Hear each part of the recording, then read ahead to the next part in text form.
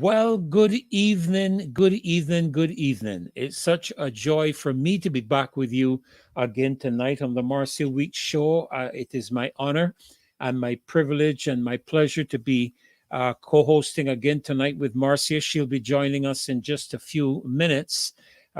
She'll be coming on to join with us, and we have, as is always, a very informative and a great show for you tonight. We are going to be touching on a number of subjects. Hopefully, in this first 30 minutes, I'm going to be touching on the World Health Organization and the new pandemic treaty that they're looking to impose upon the rest of the world. And I'll be sharing with you some of the comments that are coming out of different countries and different governments and different parties and so on with relations to the World Health Organization's treaty. Now, I understand that a representative came to Barbados or was in Barbados over the weekend. Today is the day that they're seeking to get over 194 countries signing on to a new treaty, and I'll get to that in just a moment. I don't want to proceed myself, uh, but I do want to welcome all of you that are joining me and Marcia and Caswell and Kimar and all the rest of us tonight to the show. It's a pleasure to have all of you. As always, Mystic Angel, it's a pleasure to have you joining us again tonight. Angel, Humble, Queen B, good evening to you as well. And Marcia, I know that you are going to keep me on my cues with the national anthem as soon as we get up to about 500 folk. We'll get into that. All right, Marcia, I'm not going to forget, but I remind me. So that's just a comforting thing for me to know. Sandra Franklin, pleasure to have you with us here again tonight. Remy M, 6070, loyal, patriotic opposition. Stay focused. I agree with you, Remy M. Let us stay focused. Let us not be deceived by trickery, and let's move strategically. Operation Rescue and Restore. That sounds familiar to me, but I'm just going to leave it at that. Rhonda Paris, a pleasure to have you back with us this evening. Colin Clark, yes, sir. CG, good evening to you as well. Victorious Queen, good to have you back with us tonight. Bajan Boy, Junie Rock, and Owen Hines. Good evening to you. Locked on from Philadelphia. Owen, I've never been there. The city of brotherly love. Maybe one of these days I'll get around before I tour the great home in the sky, in the sweet by and by, a long time from now. Good night, loyal opposition. James Harding, Maureen Armstrong. Good night, all. Could Dr. Ferdinand tell Morris how he get doctor before his name? He seems to be worried about that. Well, tell Morris to worry about the doctorate that's placed before a number of other persons' names coming out of the University of the West Indies, some who did not even study. Let him take a look there, and he'll be able to find out illustratively how I got doctor before my name. But you know, in the interest of transparency and accountability, Morris, because I think it's Morris Maureen that seems to be very concerned about doctor. I have an honorary doctorate, Morris, for all of the work that I have done through the last 40 some years of ministry, ministering to the lives of men and women, helping to bring about change and transformation positively in their lives, bringing them into a positive relationship with God, and also treating to their physical needs through humanitarian efforts. Of course, these are not things that would be well publicized. The mainstream media doesn't seem to want to do those kind of things. So for Morris, I have my honorary doctorate issued by the Academy of Universal Global Peace USA back in 2018, and duplicated again with my new organization, Nations United for Peace, both of which are United Nation organization, the latter being a sovereign registration with the UN, and that is where my doctorate comes for the hard work that I've done over the past 45 years. All right, so let's put that to bed. That's the transparency and that's the accountability. I do have people above me who I'm accountable to, who I have to give a report to on a monthly basis. All right, so there you go. Janitha Calendar, God bless you. Thank you so much for being here. St. Philip West, locked on, lock and loaded. Good night, loyal opposition members. Monica Inks, FX Trading, BB, good evening to you. Clive Osborne, Sir Alfred Benjamin out of Brooklyn, New York on today, Memorial Day. Okay. Well, happy and blessed Memorial Day, Sir Alfred. And I understood that yesterday, what was it, Africa Day or something like that? I think it was. Good night, Romeo Hinkson, Fabian Yard. Good night to you as well, Cynthia Thorpe, Cecilia Miller. Pleasure to have you in the house again tonight. Anthony Oliver and Colin Clark, Beverly Prescott, Diane Husbands. Blessed evening to you as well, Lucinda Aline. Oh, what a joy to have you all back with us this evening. Smiling Butterfly. I never saw a butterfly smile, but anyhow, Smiling Butterfly, Pauline Maynard, Janitha Calendar, Lena Bell, Easy D. There you are, sir. Greetings. Good evening, Easy D. Real pleasure to have you back with us this evening. Noel, good evening. I don't want to go to I don't want to go to Philadelphia. Okay, Noel. Okay, that's all right. I may be able to solve things there. You just never know, Noel. You just never know. So it's a real joy to have all of you. Michael Watts, Rollinston Broom. Oh my goodness, Peter King. Good afternoon, Barbados. Good afternoon to Marcia and all the Righteous Coalition. Thank you. Yes, the Coalition of the Righteous. Vernon Garns. Good night to you as well. And good night to you, Tyrone Blackman. Again, Judy Gills. Good night to the loyal opposition. We'll keep loving the show. Keep it. I guess you mean keep up the good works.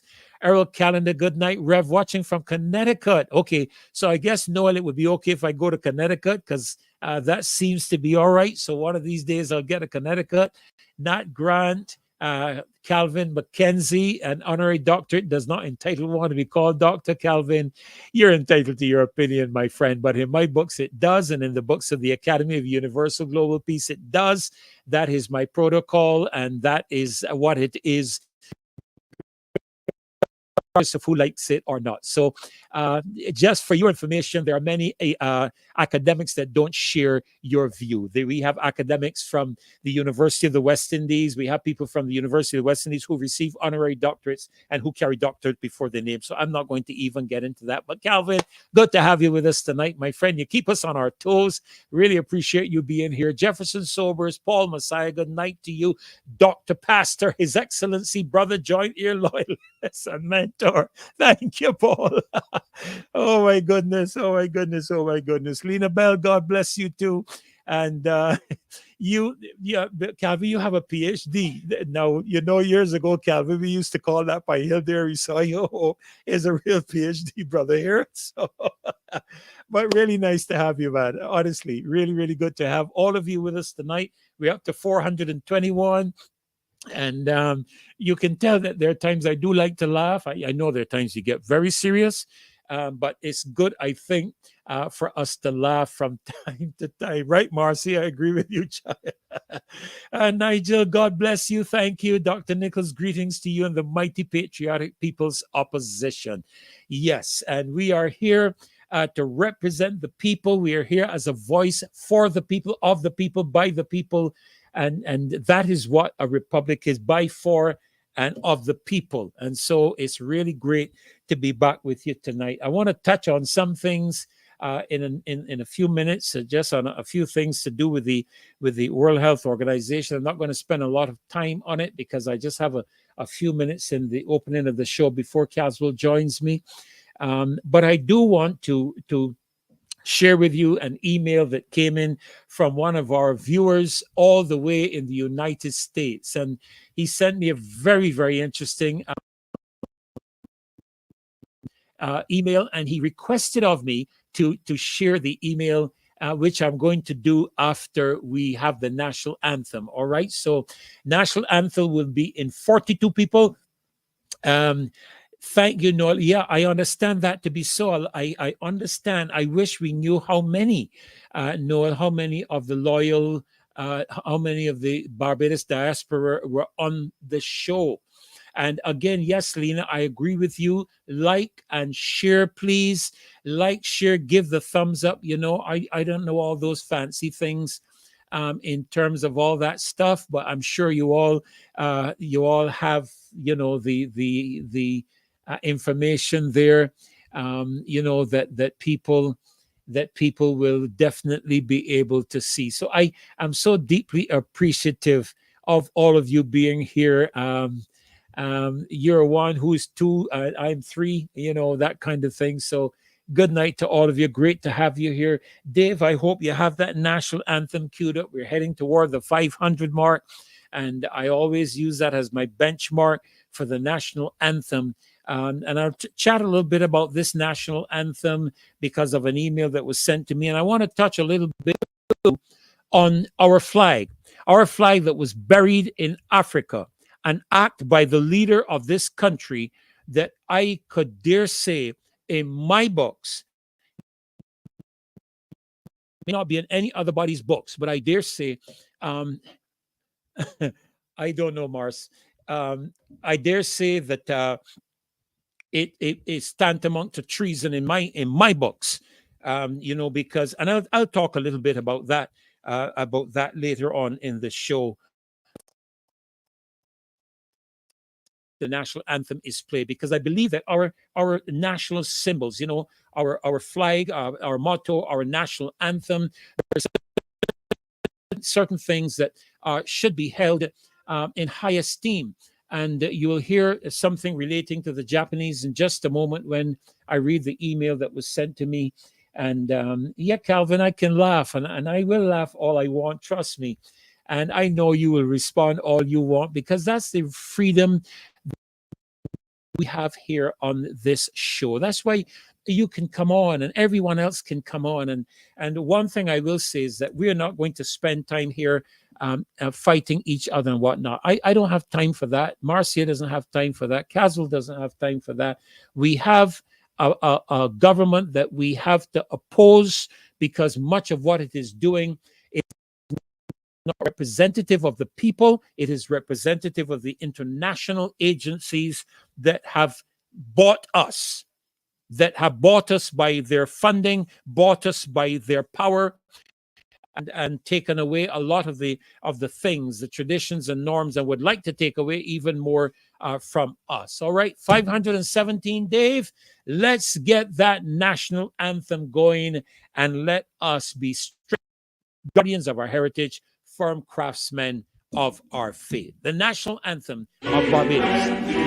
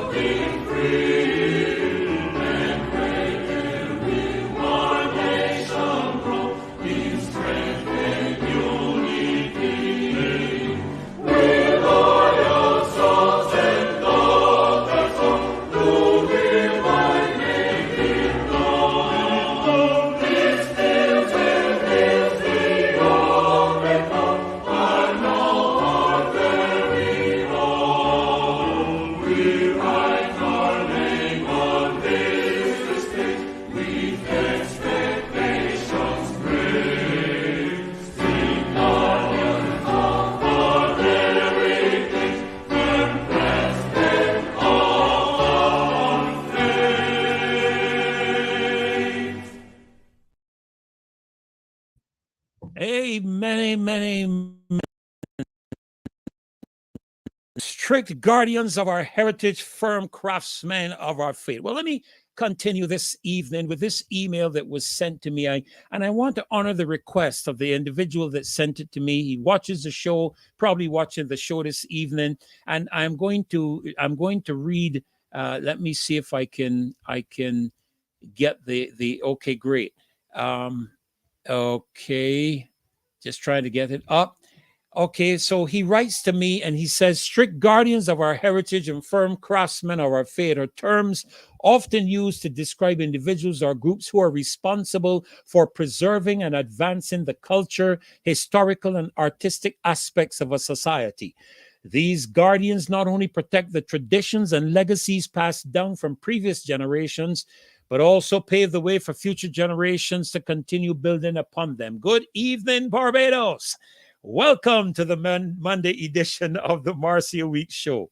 Yesteryear folk threw nothing away. The pumpkin went into the soup, its skin was put into the pig food bucket, and its seed put into coal, potash to cure, and then replanted. Barbados, you know when you sow a good seed and it falls on good earth, the soil does the rest. This evening, I want to begin by sharing a WhatsApp I received from a friend of the show in the diaspora. This is all that he wrote to me, and I'm reading it as he sent it. Keep up the good work. Keep giving a voice to strict guardian of our heritage and firm craftsmen of our faith. I am told that Japanese governments knowingly preserve their traditional crafts. The country has designated certain individuals as living national treasures who are recognized for their mastery in a particular craft such as pottery, sword making, or textile weaving. These craftsmen undergo years of rigorous training and practice before being deemed worthy of this prestigious title. By doing so, Japan ensures that these ancient skills and techniques are preserved and passed on to future generations. It follows that if we are to be strict guardians of our heritage, we must focus relentlessly on the good that we have done. In The Sound of Music, there is a song, Something Good, and he leaves me with the lyrics, and I want to read those lyrics. I saw this movie many, many years ago, The Sound of Music, and the lyrics he sent to me goes like this. Perhaps I had a wicked childhood, perhaps I had a miserable youth, but somewhere in my wicked, miserable past, there must have been a moment of truth. For here you are, standing there loving me, whether or not you should. So somewhere in my youth or childhood, I must have done something good. Nothing comes from nothing, nothing ever could. So somewhere in my youth or childhood, I must have done something good. For here you are standing there loving me, whether or not you should. So somewhere in my youth or childhood, I must have done something good. So I want to honor that gentleman that sent it to me. And sir, I trust that you are satisfied, you're pleased with the fact that I shared it with our platform this evening. And I thank you for your kind and generous words. Let me say as well that I must express continued dissatisfaction and disappointment, to put it with the burial of our flag. And I want to take this seriously, because when you bury something, you bury what is dead. And the flag is probably the most singular, significant symbol of the sovereignty of a country, a sovereignty of a nation. And to suggest, or for that matter, to embark on the process of the burial of the most important symbol of our sovereign country, Barbados, our flag, to me is detestable. I am reminded that, for example, when our soldiers return from war, how many times we have seen it, in our movies or on CNN or Fox News or whatever media you watch. How many times have we seen those bodies return to the country draped in the flag of the United States? And in spite of all the soldiers have gone through, at the burial site, the coffin never goes into the hole the flag. The flag does not go into the hole with the coffin. As a matter of fact, with meticulous care, before the coffin is lowered into the hole, soldiers on the four corners of that flag meticulously fold that flag and present it to the family, maybe to the widow or the mother or some family representative of the person who has fallen in battle. That is how you respect a sovereign symbol such as the flag. Yes, it's folded, and it's folded in a meticulous manner. But our flag is taken to, is it Ghana, and dropped into a hole and buried. We have no idea the spiritual significance of that act, especially when it comes to the country, to the continent, of Africa. And I'm not going to extrapolate on that matter. Well, we saw it, Tyrone. We saw it videotaped. We can only come to the conclusion that it was. I watched it go in. I watched the covering over it done, and it is unfortunate that has occurred, and that in itself is an affront as far as I am concerned. Sometimes it is best. There is a little verse in scripture that tells me that there are certain times you ignore things, and this is going to be one of those times I'm going to do so. Now, let me turn my attention for the few moments that I have left to this matter of the World Health Organization. For the last couple of years, the World Health Organization has promoted one of the largest conspiracy aspects ever to hit humanity. To this day, they have not substantiated the source of this so-called COVID-19 pandemic. And I make no apologies when you have the World Health Director, Tedros, or whatever his name is, suggesting that this new move by the World Health Organization, he is quoted as having indicated and said in more than one forum, is intended to control the misinformation and disinformation that was spread during the pandemic. Ladies and gentlemen, having listened to the presentations of the Supreme Court in the United States and in Canada concerning the pandemic, having listened to the exposure of both pharmaceutical giants as it relates to the the side effects of their jabs, and also the inactivity, the ineffectiveness is the word I'm looking for, of their jabs. I don't think there needs to be anything else said concerning the matter of misinformation and false information. I don't think anybody has to say anything further concerning that matter, because before things got array in the period of the pandemic, there were medical professionals, some of who were Nobel Peace Prize winners, some of who were previous consultants with the WHO, some of who had some of the largest practices in the United States of America, some of who had significant contributions to make. You have the frontline doctors, a grouping of highly professional individuals, and now you have the European Union. You have the European Union's investigation into the entire matter, revealing the truth of the matter. It is clear now who has sent out the conspiracy theories and false information. And one of the things I will say is that on this show, I see several of you talking about remaining focused, and we will. There are some comments that we will just simply ignore because they are not worth the time and effort in even addressing, responding to, or for that matter, observing. And so I'm glad sometimes when the chat just goes on up.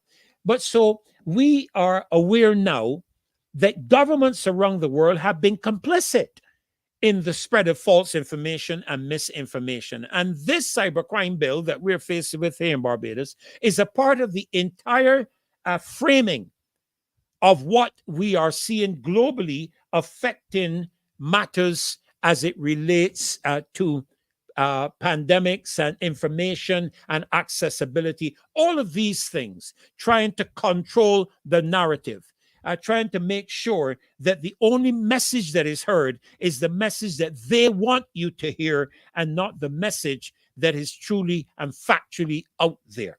But we know very, very different. And let me give you a couple of illustrations so that some of the comments here can be seen to be nothing short of ludicrous and silly. We have, for example, in the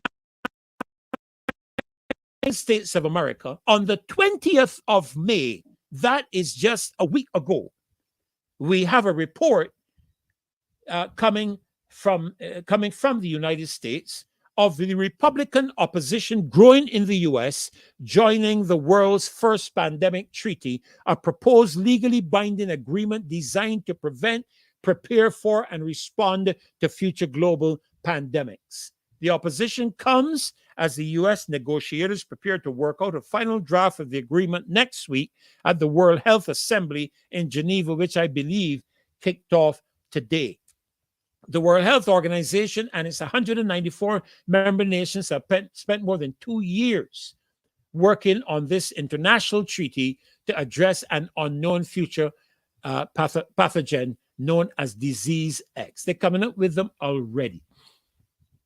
But the reality is that in the United States, there is a growing opposition to this treaty.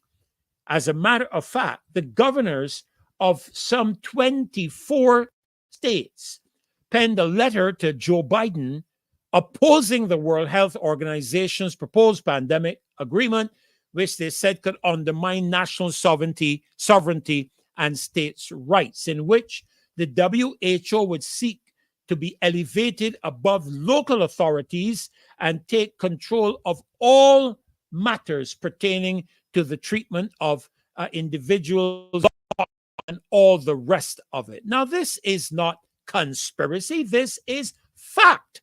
On Tuesday, 93.3% of voters in Georgia's Republican primary said that unelected and unaccountable international bureaucrats, such as those at the WHO, should not have complete control over management of future pandemics in the United States, and I dare say they shouldn't have it in Barbados either, an authority to regulate our healthcare and personal health choices.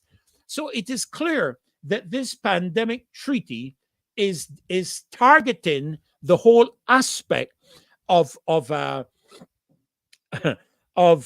whole aspect of controlling what is happening.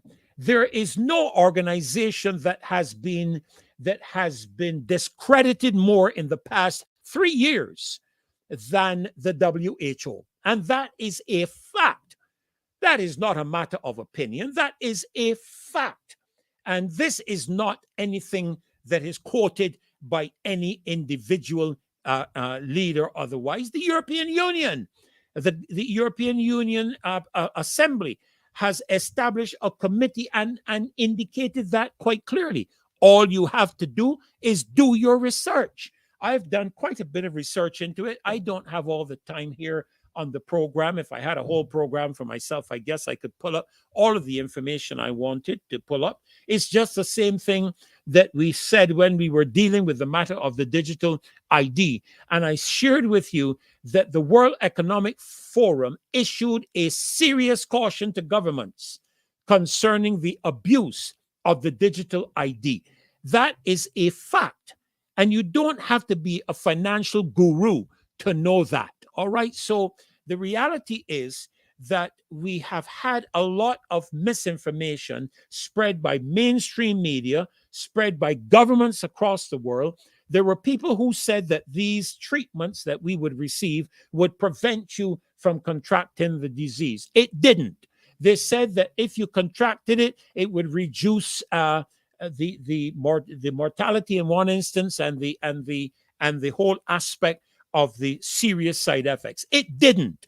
And there, at the same time, there were those who were promoting the use of alternatives who were shut down and who had 95 to 99% success rate in their treatments of this pandemic using those systems. Of course, one of the best, we were told, was getting outside in the God's given sunshine and getting your vitamin D and your vitamin C and your zinc and your multivitamins, along with other treatments, which I won't get into. And I will be careful saying this because, of course, this program is carried on YouTube, and I will not permit any nonsense here to be expressed in such a manner to lure us into the place of expressing some things that could result in this channel being affected. I am not going to fall for that foolishness. What we are seeing today is an exposure of governments, is an exposure of the mainstream media, and an exposure of the WHO. Nobody trusts governments any further. Nobody trusts the WHO. Nobody trusts them. That is a fact. All right. So it is so important that we follow what we see doctors prescribing for us. And I am, of course, I am not a medical professional, but I do listen to them and I do follow them. One of the foremost leading persons on this matter was Dr. Campbell. Follow Dr. Campbell, who today has reversed his entire position on the matter. And so we know for a fact as to what is happening where these areas are concerned. So enough said with regards to that. The World Health Organization is trying to position itself to take control of our countries during the next pandemic. And I sincerely hope that our government is not stupid enough yes, indeed, EZD, we have had information sent out to us already from several medical professionals in the United States who have raised concerns with regards to another planned pandemic. And of course, straight out of the horse's mouth, if you listen to some of the recordings that a certain wealthy technological guru who himself, and I have to laugh when people talk about me giving medical professional, but you're going to have a man who's never darkened the doors of a university or done any science degree telling us how to do science, and the only thing he's ever been involved in is technological development. So I rest my case. I don't even need to go any further with regards to that matter. So we will leave that aside as it is, and we will allow those persons, for example, 98 point something percent of the people in Australia have told their government, we don't want it. People in New Zealand have told their government, we don't want it. People in the majority of people in the United Kingdom have told their government, we don't want it. Slovenia, I think it is, I stand to be corrected. Their leader has said not going to happen. And several of the African countries have made it abundantly clear that they are not surrendering the sovereign rights of their countries to any organization, especially to an organization where people have not been elected. And I agree with them, and I say Slovakia, thank you, ND. That's the country. And I'm so grateful. I am so grateful for these people who have the intestinal fortitude to stand up against some of these McGuffies across the world and tell them not going to happen in this country. As a matter of fact, Marcia, one of the people I like is the leader of Burkina Faso. Oh my goodness. I wish we had another 100 of him. That young man, I tell you, kudos to him. I take my hat off to him. This is a man. This is a man that our leadership in this country can learn from.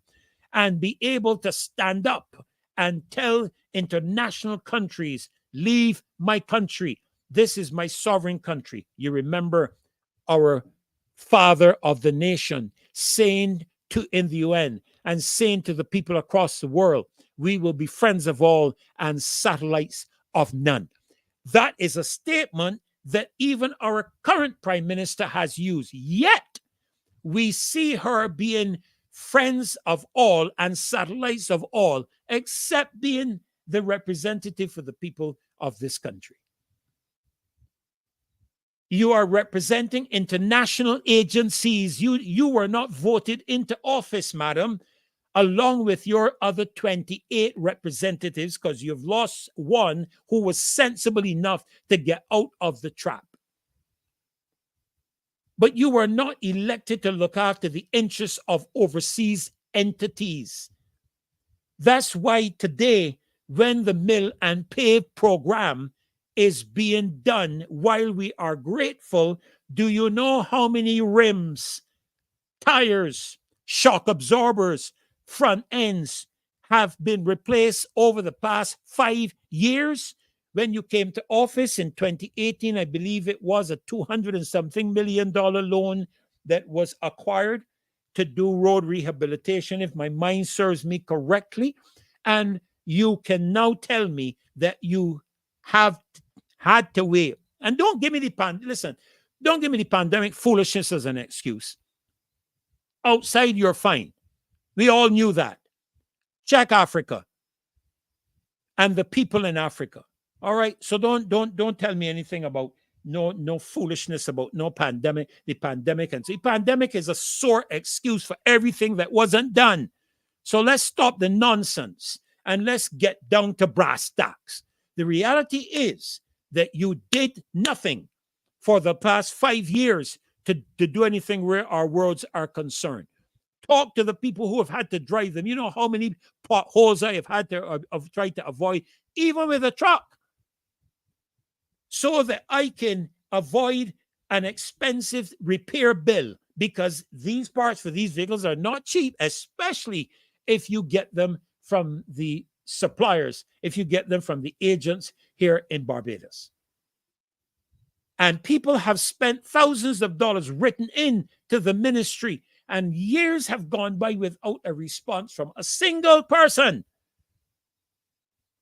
to repair their vehicles. I had that experience myself and had to replace 2 xenon headlights in my vehicle, a left-hand rim, which was over $1,500, and shock absorbers because of potholes in the roads in Barbados. And you can now find it possible to mill and pave.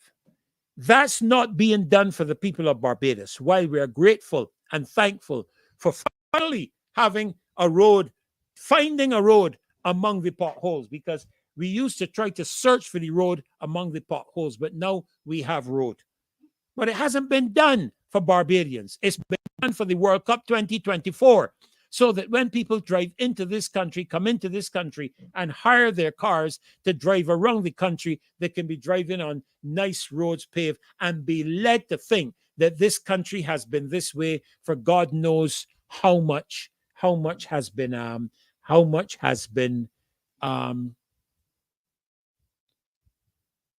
thank you very much, whoever did that. Thank you very much.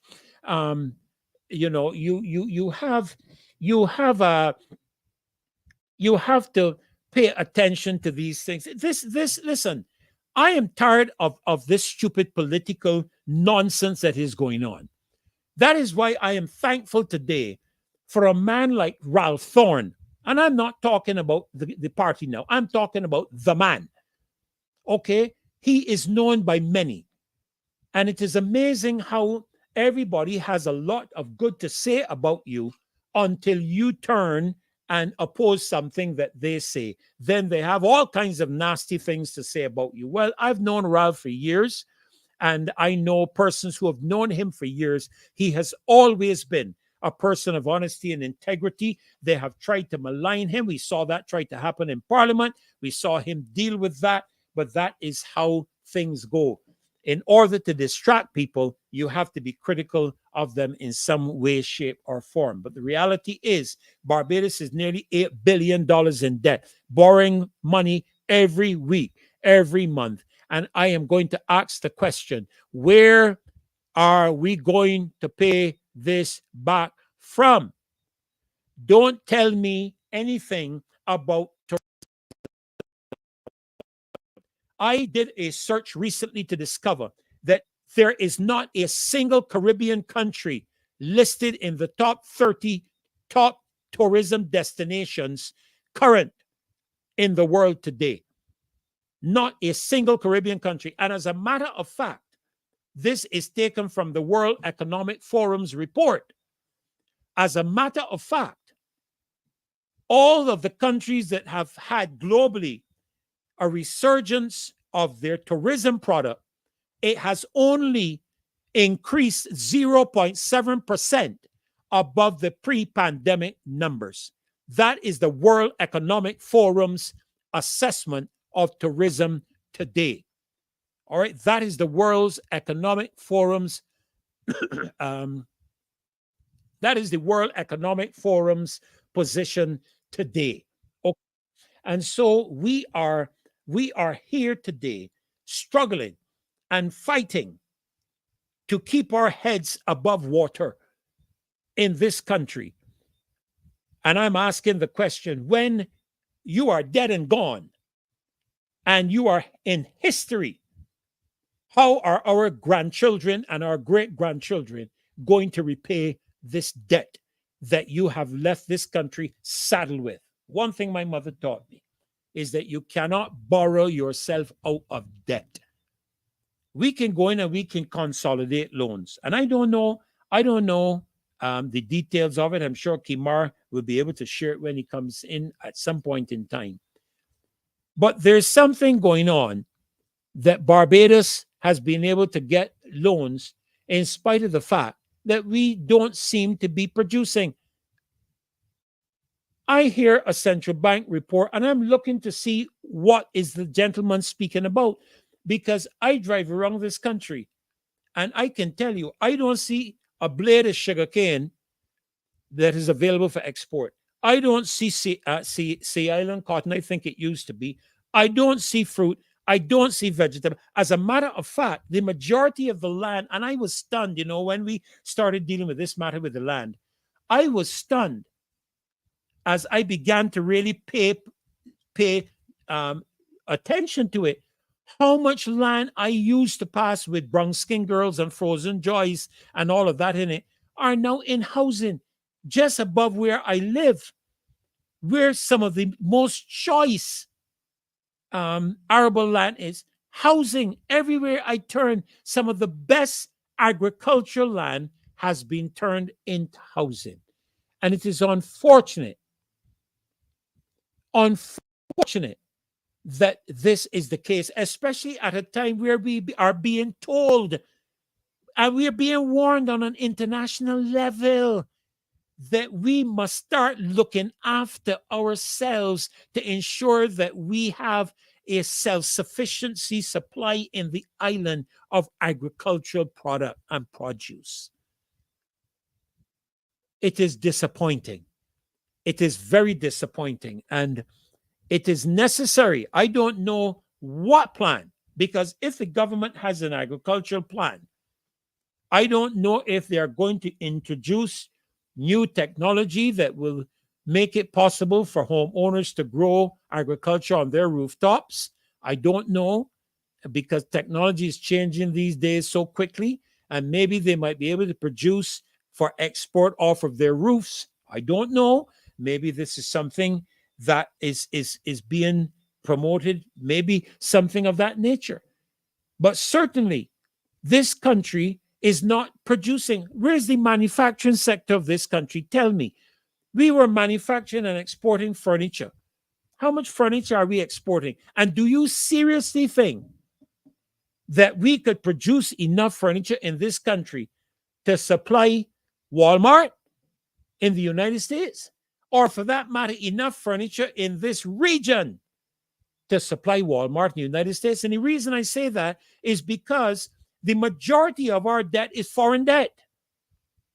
It's foreign debt. You can't pay foreign debt with Barbados dollars. You can pay local debt with Barbados dollars, but foreign debt must be paid in US dollars, which you have to earn. You have to earn by selling a product or a service. Pray tell me, will somebody on the platform today share with me what is Barbados selling that we are earning foreign exchange with? Please, somebody tell me. I see that my I see that my host has joined me in the back room. I am going to remain your humble servant and invite my host to join me. I'm co-host. And I will say that it is really, really a distinct honor and privilege to share this show with Marcia Weeks. And so I am going to welcome her to the show tonight. Always looking so gleeful with that lovely Jamaican smile. Jamaican smile. I would never Listen. get to wear. In a minute, I have my limitations. I am going to stay conservative. Marcia, good evening. So nice to have you with us tonight. Yes, good evening, Reverend. Good evening. It's good to be here this evening, and to see everybody's on, and I was not here at the beginning to greet everybody, but without the people there is no show. And so Absolutely. we are so Absolutely. delighted. I get so many messages from people And I, who are just saying, listen, I watch this show every single night, and how it is benefiting them, etc., etc. And I was trying to find one of the comments to read to you, but it's just been just encouraging, really, to hear from everybody yes, it involved, is. and just what they're saying. And so we are very grateful for whenever we come on, that there are people on, and that they are listening. And as Caswell would always say, we ask you to like and to share, right? To Yes. like and share. I think that would somebody correct and say the African smile is what it is. Yeah. Yes. Okay. Yes. The African smile. I Yeah. accept the correction. Yes, but I heard you speaking about, when I was waiting. You were talking about agriculture and the way we're using the land, etc. And one of our loyal opposition members, on his way to work, actually sent me, a video that he took, and I sent it to Dave. And I want us to take a look at that video if we can get it up, because what he was showing us was that where we have the prison there in St. Philip, there is a lot of agricultural land that is around the prison. Yes. However, Yes. do you know Yes. what we're doing with that? Yes. I passed there a few days ago and I was shocked. Shocked. I couldn't Yeah. believe my eyes. Yeah, so what they're doing is that they're using that to make they are actually building homes. It's Yes. houses that's going up. So whereas we were talking last night about different programs in the past where they would grow sweet potatoes and grow part of their food, vegetables and so on, that is not happening. And I think that is something that we need to find out. Why isn't it happening? Is it that there is no it didn't work?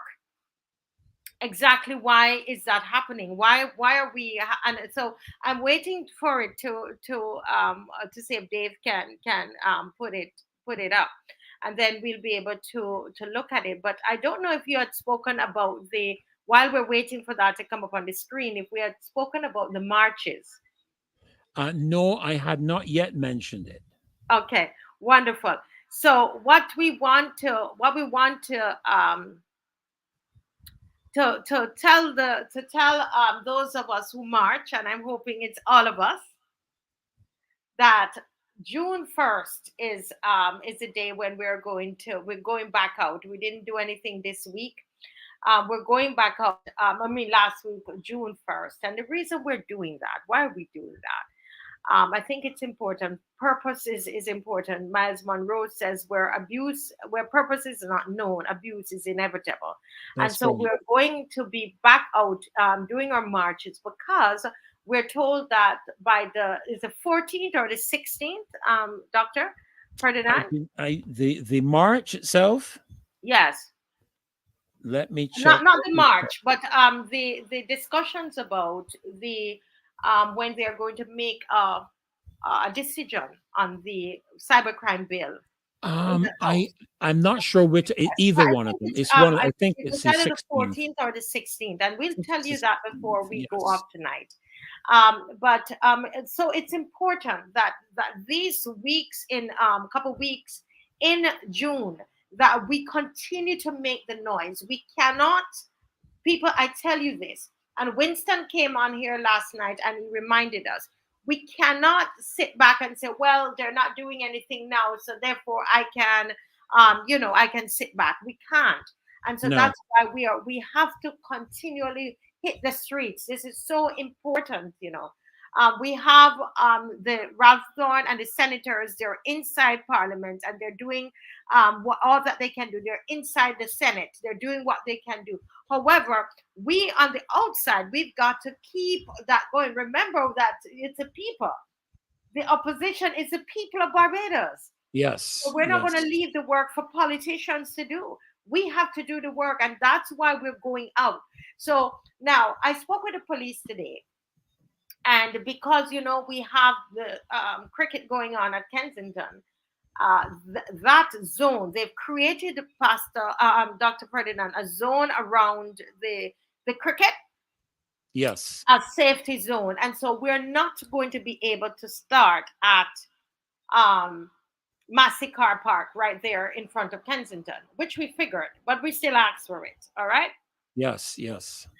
But what is going to happen is that we're therefore going to be starting at Redmond Drive, and I can't give you a landmark for Redmond Drive. All I can tell you is that it is on the um, the Fontebelle Road. All right, on Fontebelle is where you find Redmond Drive.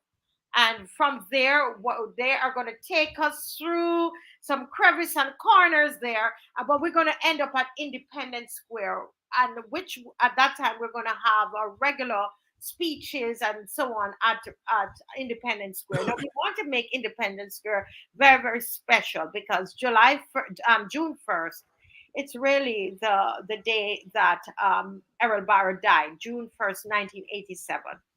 And we want to acknowledge that, especially when in a climate where they want to not acknowledge Errol Barrow. And it's on I want to invite people, everybody from the Democratic Labour Party, that this is an opportunity for you to come down, want to join the issue, putting your voice to the cybercrime bill, and also join us in celebrating um, the life of Errol Barrow, but also, just as the memory, that's the day that he passed.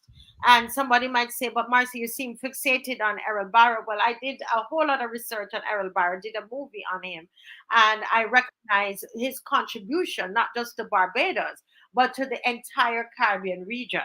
And so I have deep respect for him as a Barbadian. And so we want to acknowledge him on that day as well. So what am I saying? The march is on. The police is allowing us to do this march. However, it's going to start at Redmond Drive, and I see Mr. Franklin is on, so he probably knows exactly what are some of the landmarks, so what to tell people. Well, yeah. Well, I can tell you one right off the bat, because I'm looking at it actually, is the Honda dealer. The Honda dealer is right on the corner of Redmond Drive and Fontebelle Road. There's a gas station right there. It's right opposite Lakes Folly. When you come, that traffic light right there by Lakes Folly, Fontebelle, Redmond Drive, that's the road that will take you back to Chafet on the harbor, the main entrance of Chafet on the harbor. Yes. So we'd be going from there. We're the where there, I think there was a customs area or something of that nature. Barbados tourism investment or something like that was down that drive as well. Okay. So you understand exactly where. I think I can see it in my head because I Yes. think it's at the light, and Yes. if I'm It is not at the junction. mistaken, we had crossed that before. We have done that before. But just let me just close this up before Mr. Franklin comes on. But to say to everybody that it is important that we get out there. Please don't you ever fold your hands on this government. Don't fold your hands. Don't fold your hands. They're right. They're planning for you right now. You see, they're planning for you with this cybercrime bill right now, right? So I think it is important that not we don't sit back. We have to hit the road on Saturday, and it's an opportunity because it's a day that yes, CG is correct. Yes, CG, yes, CG, Redmond Drive, and you know we want to make sure that we work with the police. The police wanted to also for me to make a correction on the show. They said, well, they didn't hear it from my show. They said that from another show, they heard that I said that I have to pay them to march. And so they wanted me to clarify that the 1,200 and some that is paid for police services. It's not paid to get a permit, but it's to pay the police to be there because they're there. So I thought that's what I meant, but they want me to be clear on that the $1,200 is to pay for the police services, right? Yes, so we are going to be marching. Leanne Bell is saying it's a crossroads where the old U.S. Embassy, yes, was located, approaching where Where Brankers bankers used to be. be. Yes. Yes, thank you, Leanne Bell. Thank you all very much. Thank you so much. Yes. Now, there is going to be a market is going to be set up somewhere there on Broad Street. So there's a part of Broad Street that we are not going to be able to enter. I will discuss further with Mr. Franklin. I tried to call him today, but we will discuss that with him because I got an idea of suggesting. But the police have suggested a route for us to take so we could end up back at Independence Square. So could you please pass this out to everybody? Everybody, if you are I will send a formal invitation to the Democratic Labour Party because we want to also honor Mr. The Right Honorable Errol Barrow. That's the day that he died, June 1st, 1987. And so we want to do that as well, and so we want to invite them to come out with us on that day if they choose to. But let me just play this video on the screen. If I could, Dave, can you just play this real quickly, please? So what you're seeing, it's the land that is close to the prison there in St. Philip, and you can see there's no food being grown on it. I know we're going fast because the person was driving. Right, what you're seeing is that they're focused on doing houses there. Okay, so we were talking last night about the conditions in the prison, and I think this is where Mr. Franklin might just come in, but they had stopped that program where they were, where there was farming, etc., happening, and the person was saying, to their best knowledge, this was agricultural land that could be used. I don't know if there's just an aversion to the land or what, but they sent this to me to say this is probably could be an answer to what's happening in the prison, where we could get those that are incarcerated, could get them busy working in the land, etc. Good night, Mr. Franklin. Good night, and sorry to be late, but I was awaiting some information because we heard that a prisoner died yesterday. What? A prisoner died. Apparently, he had told them if they're going to send him to jail, that he's going to send him up there to die. Well, something like that a prisoner should be put on suicide watch. From the time you tell him, but you're going to jail to die, you should be on suicide watch. But he was not watched, and he did not disclose enough of his problems until it was too late. So, again, that is negligence. So I was awaiting the information, and I'm not going to say much more on that because the information, my sources are sketchy. I'm getting from different sources, so I have to wait and also check the Barbados today because that I understand that's when he told the magistrate that much. So I'll have to wait and see. Yeah. Because they don't execute people anymore, so I don't expect people to go better die. At least not unnecessarily, because the one that died before, he was in a situation for a whole week, complaining, bleeding from his mouth, and you could tell him wash it out with salt water, and then eventually died in night. There was supposed to be some coroner's inquiry into that death, but we have not heard the result. And I'll tell you something else too. If they're not careful, you can get some murders because one guy was stabbed with a scissors a few weeks ago, and half of a scissors that was missing for over 6 months. That's scissors from the barber shop. Missing, and nobody accounting for it.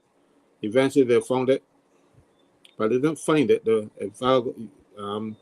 used it to injure an inmate.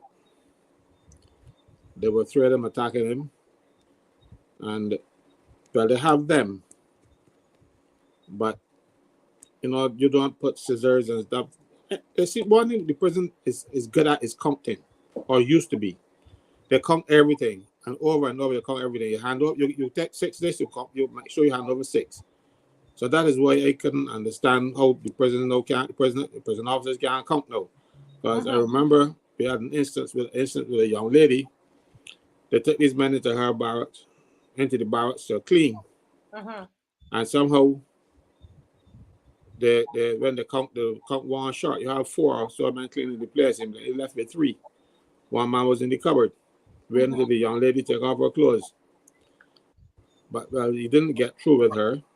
But she has been traumatized now. This is going on for years, and the government is fighting her, and nothing is happening. The Ministry of Home Affairs is all involved, and what they're doing, they're treating that lady very badly, as though she did something wrong. Yeah. The guy who actually hid in the cupboard, he was sentenced to prison for rape and murder. So imagine you lost a man who was sentenced for rape and murder in the women's barracks. I think it was a setup. Mind you, now he's out. He's a security guard. I wouldn't tell you where he's a security guard, but trust me, he's a security guard. I do not understand how these people get licenses to become security guards. This man has been convicted of rape and murder. He was doing the people a favor, and somehow he got to the prison early. And now he's a security guard. I'll tell you off air where he's a security guard. But all madness going on in this place. So if he has a license to be a security guard, somebody would have lied to the Defense and Security, the Ministry of Defense and Security, and that lie would have come through the police certificate of character, because the police must know that he had a conviction, and he had a conviction for very serious crime, rape and murder. So what is happening in Barbados now? You can go to jail, even if you have a conviction like that. That is not expunged. You expunge minor offenses, but rape and murder is not. So it should still be on his certificate of character. Yeah. So what is going on in this country? And I would like the minister responsible for the prison and the one responsible for the office of the Attorney General to come and try to This have an inquiry into the prison. This time, one that isn't designed to protect the minister. Yes. So the last inquiry we had at the prison, they gathered all the information and said it had national security implications. Well, I don't know. Some of it possibly could have national security implications, but one of the things that they were complaining about was promotions. People being overlooked for promotions. In the Public Service Act, if there is a vacancy, it's supposed to be advertised. Yes. And then whoever wants to could apply for it. They had vacancies for about 40 prison officer ones. This is the guys who wear street stripes, like sergeant. And of course, a lot of men applied. It turned out that the authorities at the prison sent down only 40 names to the Ministry of Public Service. Now, if you have 40 vacancies and 40 applicants, unless something is really wrong with one of those applicants, you're gonna appoint them. Matter fixed as far as the Ministry of Public Service is concerned. What the Ministry of Public Service did not know, that there were several other people who applied, but they hid the applications so that nobody would know that they applied. And when you saw people getting appointed, people said, "What happened? When were the interviews?" Nobody tell you nothing. When they checked with the Ministry of Public Service, no application went down for them. And the applications, if you are a serving officer, your application must go through your department. Now, if I wanted to apply for one of the jobs, I would apply straight to the Ministry of the Public Service. But if you are working in a particular department and you apply through your department, so they hid the application, the applications for a number of other people, and that was one of the things that they were supposed to inquire into. So I don't understand how that could be not a national security concern. You see, the quality of food that was, I don't understand as a national security concern. Again, let me talk about the food a little bit because we were talking about that last night. Yeah. Today food came about a quarter to 11, breakfast. I'm not talking to you. There's no business that I can get the breakfast, when they're talking about lunch. I mean breakfast, the first meal of the day. You are incarcerated. You were fed in the evening before 6 o'clock, long before 6 o'clock, 5 something. And you go right through the night till 11 to almost 11 o'clock the next day.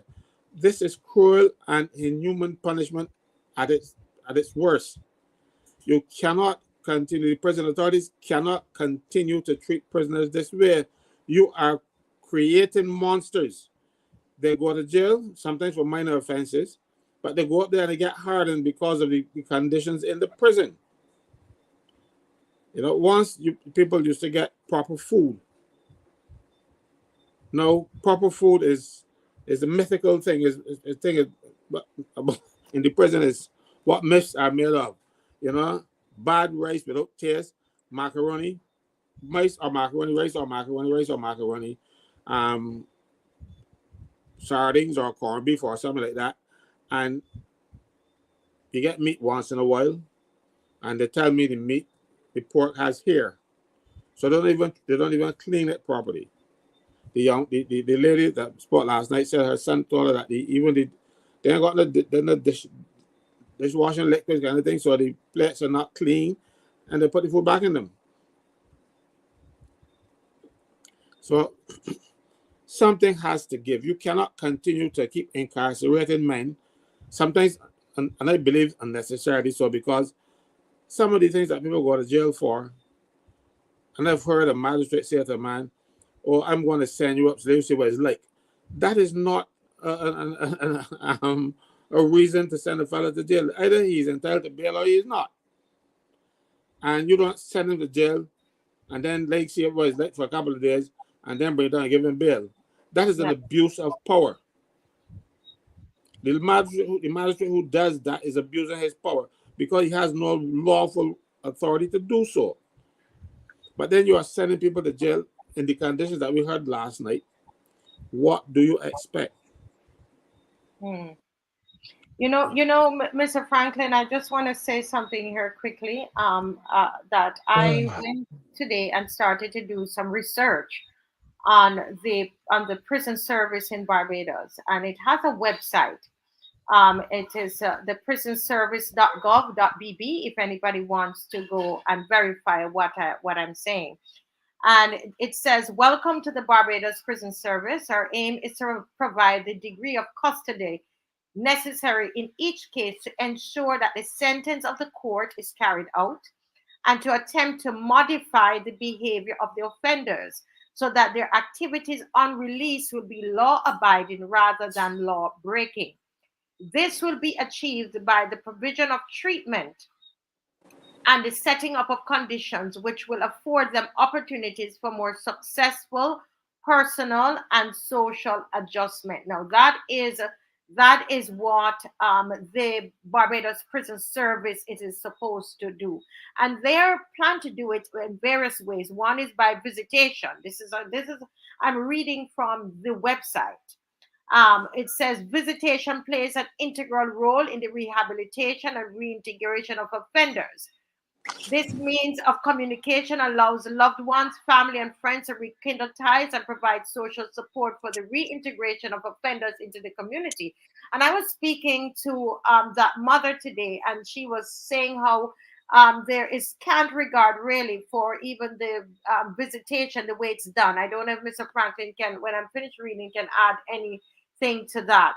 But they talk about education and skills, and you can always go and read up on that they say that they are doing. I don't know if this is happening and to what extent. But the part I want to read before Mr. Franklin jumps back in is the Barbados Prison Service is about medical services, Mr. Franklin. It is saying here, Dr. Ferdinand, that the Barbados Prison Service offers a wide range of quality healthcare services to an inmate that is comparable to what is offered in the community. Well, we don't get too much in the community, Mercy. That's why it's so bad. Anyway, the prison service has qualified medical staff which provides on-site health care services to inmates. That's not what we're hearing about what is happening in there. They're saying that if an inmate has a health issue that cannot be treated at the prison, he or she is referred to a specialist to have the health issue addressed or further assessed. All medication prescribed by the medical practitioners are dispensed from the on-site pharmacy through a registered pharmacist, and it goes on and goes on. Mr. Franklin, is this what you understand of what happens what's happening? When you started reading, it says your aim. They're aiming for it, but they're far from that. They're missing the mark badly in every area of activity. Some of these so-called qualified persons are not qualified. You took the lady who was in charge. She was soldier. Colonel Nurse brought her from the Defense Force and sent her to become a nurse because that was one of his favorites. And there's so many complaints about her, and nobody does anything about it because she was highly favored. I don't know if she's still highly favored now because we have a new acting superintendent that can't string a sentence together. And we've had situations, all these things, workshop, the vehicle workshop, the small engine repair. The officer who was doing small engine repair, he had the government in court over government issues. He's one of those three who got the government in court. So they move him down, shut down the thing, and start outsourcing the repairing of the equipment at the prison. When a person who is qualified, who actually was acting in a position as they call it officer instructor, he was able to teach the men. But because one is a member of Unity, two, He is he's one of the people who took the government to court to cause the Prison Officers Association to be declared medically unfit, unconstitutional. Now he has been fighting an ongoing battle. He is one of the people who every minute they're taking out his salary and say you have overdrawn salary. Nobody can tell him when it was overdrawn, how much, and just to tell him they're taking it out. So he opens his pay pack and he sees pay slip. He sees, oh, they're taking out some money. Nobody tells him what it is. And he goes to everybody in the prison. He goes not to even the Ministry of Public Service. And nobody can to tell him right now in my bag, I have a whole set of documents from people who are going through this nonsense about the having overdrawn salary. There's not that can happen, but that is rare. But at the prison, almost everybody got overdrawn salary. They just find ways to terrorize officers, and these officers somehow believe that they're military and they listen to their colonel or whatever they call them, how to behave. And you'll be surprised. One or two that stand up, they try their best to take them out. Just the last two officers I represented last week, you had a situation where they attended a party and prisoners, this was a paid event where anybody could buy a ticket because it was advertised on the radio, on the internet, and everything else. And they took they were at the party and they charged 2 out of the 27 out there. The only 2 who refused to work the 12-hour shifts. The only 2 officers that refused to work the other 27 prison officers that were there. And I'm not saying that this should go and charge the other 25. No, I am saying because this happened 2 years ago. And only now when they decide that they're not working the 12-hour shift anymore because it's damaging their health, all of a sudden now you can go and scratch around the place looking for charges and say, oh, they associate with criminals. But at the same time, we have officers in the prison who had inmates build their homes, former inmates build their houses. Because some of the inmates go to jail, they're masons, they're carpenters. And I know this for a fact because I know the house. Prisoners and ex-prisoners built the house. Nobody charged him. You have a lady now who was married to a former prisoner. Not that she was married to the man who went jail. She met him in jail. Yes. Formed a relationship, fell in love, got married, had a child, divorced, and she is in prison every day working up to well, the case was Thursday, so she was there working up to Friday. Wednesday she was on the duty. And this is going back years, because you don't get a child overnight. Nobody has done anything about that. As a matter of fact, she has such good friends that when they brought the matter before the court, and then the then superintendent wrote to the ministry and said that she's emigrating. And since she's leaving the country, if they could drop the charges so that she knows she could leave Barbados with a clean record. She's still working out this few years after. That was a lie. So if you are one of the people who can join their cliques, we had a situation at the prison where the prison workshop was producing, fixing cars for sale by an individual. The individual brought his cars to the prison. He was a prison officer. I'm not telling you his rank. And then what would happen? You would buy parts for the prison workshop, car parts, and a lot of those. But there was no when those parts were bought, the prison had no such vehicle to fit them. The information wow that I have it suggests that this person was running a business of having selling cars, used cars, and if some were damaged, the prison fixed them use prison materials, use prisoners, everything, and the cars were sold, and the prison didn't get a cent.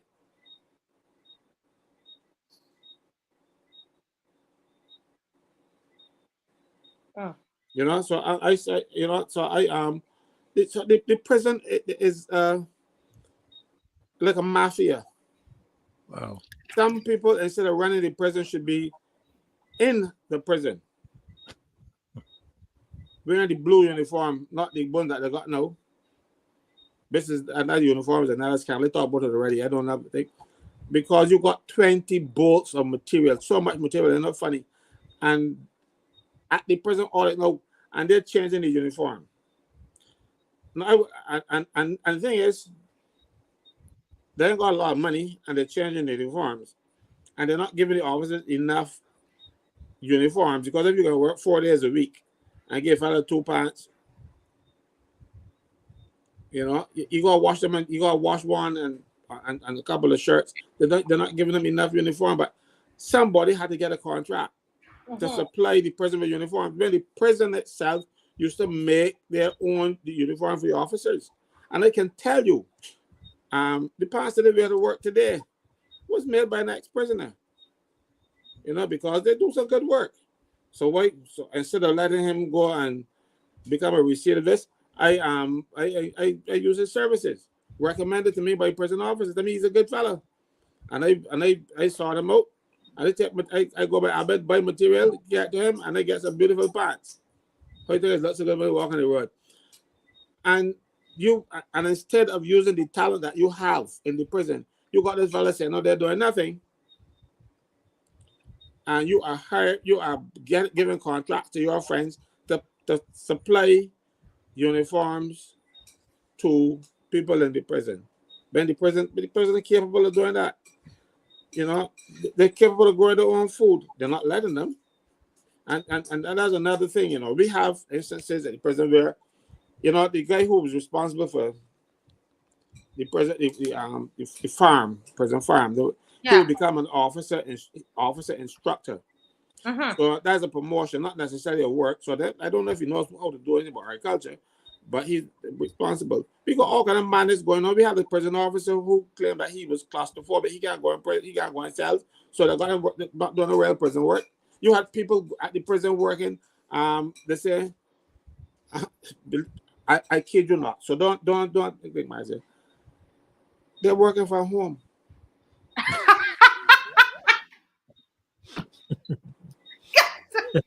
I kid you not. They're working remotely at the prison. Yeah. You guarding prisoners and you're doing it from home. Unless they only do admin work. You know. No, I did. No, Marcia. I have an app on my phone that I can turn on and off my house lights. So maybe they have that kind of technology. You know, so all kind of madness is going on in that place. You know, you have prison officers that don't do any real prison work. They find all kind of nonsense titles to give them so they can walk around the place and do nothing because they're friends. And the thing is, they're short. They're not really short of staff. They're short because you have people that can't. You brought in a lot of young ladies who have to work with the men because you ain't got enough men in there. And some of those women afraid to get on by the men because these men, when they're been in the shower, they let the young ladies see their members and invite them. And so sometimes they can't work. They can't go down there. They can't work with all the men before you recruit men to deal with these men. But of course, you know, then the president don't want recruiting, so you might get a little opportunity. Because let me tell you something, and nobody has denied this so far. You remember some months ago, a prisoner jumped from the hospital window, balcony hospital, to escape. And poor fella, he didn't realize how high it was, and he broke his feet, so he couldn't run any further. His girlfriend was a prison officer. She was not a prison officer when he went into jail. She went to a politician and asked to get a job in the prison. She got it, so she could be with him. And the ungrateful brute tried to escape. I remember you told us this already. Yeah. You know, so you see, that's really bad, and they then turn around. The officers in the prison knew that she and the guy was involved, and in order to keep it a secret, they demand certain favors from her. Those officers are known, and nothing has happened to them. That is compromising the national security, because if you can bring somebody in who has that type of interest in an inmate, and you secret it from the authorities, what are you saying about those persons? They should be trusted. But a person who goes to a party that was advertised on the internet, advertised on they could be charged. But some person who they know made sure that a young lady compromised herself even further to get that job, because they knew it before she passed out, and she had to give them favors. Yeah. And nobody has charged them. Nobody has brought them to justice. Nothing has happened. I tell you, the prison is organized crime. Yeah. Somebody says here, Easy D, I was writing down what he says. It says it's another form of exploitation, because what's going on? The whole prison system needs a complete clean out with a new staff and job description.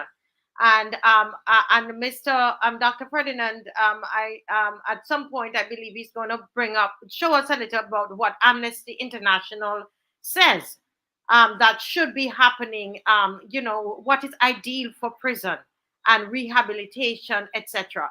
And we will see that we are a far cry from that. And so, if the minister is watching, he needs to understand that we are going to go at full lengths with this. Because he's the same minister that was responsible for the GIS, where there was a picture, and I said it already last night, and I'm going to repeat it, where there was a video or a picture of a young lady, a teenage girl that was held, she was on remand, is that the right term, at GIS, Girls Industrial Schools. And this young lady, Mr. Franklin, if you remember, was tied. She was tied up in there, chained up and naked. And this is the same minister, Wilfred Abrams, who was in charge of the GIS, which then they had to close that down, etc., because the public made an outcry of it. And it is the same minister. It is not another one. It is the same minister that is overseeing the prison service in Barbados. So I just want to send out that warning to the minister. You need to come up and say something about this. Go ahead, Mr. Franklin. Now, let me tell you, I know that we are talking about that. I will mention something, because there's a young lady who worked in the prison, in the government industrial school, the female section. She was a maid. She was a ward in that institution when she was younger. So she had some sort of affinity to the girls. And when she saw them one of the little girls being abused, she said one of the officers put her foot on the girl's stomach and took the other one off the ground. So all of her weight was in the little girl. This is a little minor stomach. So she went to the officer after and said, "Look, but you shouldn't do this kind of things, But then, right, I want to tell you know your job description." And they fired her. She went to speak to everybody trying to get her job back. She even went to the children's advocate. But, and she told me that the children's advocate told her to go and seek her as well. And she did nothing about it. That child was, well, if she did anything about it, it came to naught. But everything, or everybody, you imagine you speak up for one of the little children and you get fired because she was not permanently employed, so they can fire her. And then that they didn't need a maid to bring somebody else, but to fire her, you talk to her. All she did was to tell them, but you shouldn't do that. The person that was doing it was a very senior person. Yeah. acting as the deputy or whatever they call them, and you put your foot on the girl's stomach and stand and take the weight off the other foot. Yes, And I remember that. I spoke with that that worker, that employee, and you're so correct. They stand up in those children's chests, stand up in their belly, and all of these kinds of things that they were doing down there, Mr. Franklin. And it is the public of Barbados, it is the people. When the people spoke up, Mr. Franklin, and I'm saying to us, we need to stop passing judgment because we say, oh, they're prisoners, well, whatever happened to them. No, no. We need to stand up as a civil society. We are civil. This is 2024, and we should not be treating people like this. And if this is what is really happening in the prison, I am saying to that there needs to be some investigation that needs to happen. And this Wilfred Abrams, he's really not worth his salt. Really, I don't know why he's hanging I around. wouldn't wear salt on him. Huh? Salt, salt has good something good about it. It can preserve things. Yeah. And if you are watching the show tonight and you have had any issues with the prison service, your family, you or your family members, we're asking you to give us a call and to come out on Saturday. I was thinking, Mr. Franklin, that we really should have create some banners just for this issue. I think that this is I got so many calls today about this, and people are verifying what that mother was saying. You say, well, my son was in, and that was the situation that happened with them. But people feel like, well, it's about the prison, and my son did something bad, or my family members, so nobody will listen. And so we will invite them to come out on Saturday. There are over more than 1,200 people watching live right now. Come out on Sunday, and make Saturday. What am I saying? Saturday, and make your voices be known at the march. Yes, Mr. Franklin. You see, the unfortunate thing is that Barbadians are so judgmental. They think that if you're a prisoner or if you committed crime, you are the worst thing in the world. Yes. And whatever you get, you should take. Mm-hmm. And I'll tell you, some of these so-called upright citizens do more stealing than the fellas in the prison. The fellas in the prison, the guys with drugs, they're not. They're not the guys who pay for it and bring in. They might catch retailing, but the wholesaler never goes to jail, and he's a respectable person. You had two lawyers here the other day that lock up and they want to strike them off. You got lawyers thieving left, right, and center every day. Mm-hmm. And so when you're saying that, if a guy goes to jail and he commits an offense, he serves his time, come back out, he's free. He's paid his debt to society. People like to say. So why are you still treating them like animals and treat them like animals in prison? Yes. That's just the invitation to come back, because one, society is unforgiving. They're gonna get people to break. I went to school with some fellas, and I swear that one of them was going to get hanged. He was a bad fella. Somebody tell me that he's a priest or something. So, so I somehow I gotta see and call it to believe it. This fella, but they tell me that he's a priest. Yeah. And at school, he was a thug. Mind you, he's my thug because nobody can mess with me. But Jeremy, I tell you. But he like me, nobody can mess with me at all, man. He beat the bus conductor for me one day, but so you gotta give people a second chance. That's what we're all about, second chances. You gotta forgive. Yes, yes.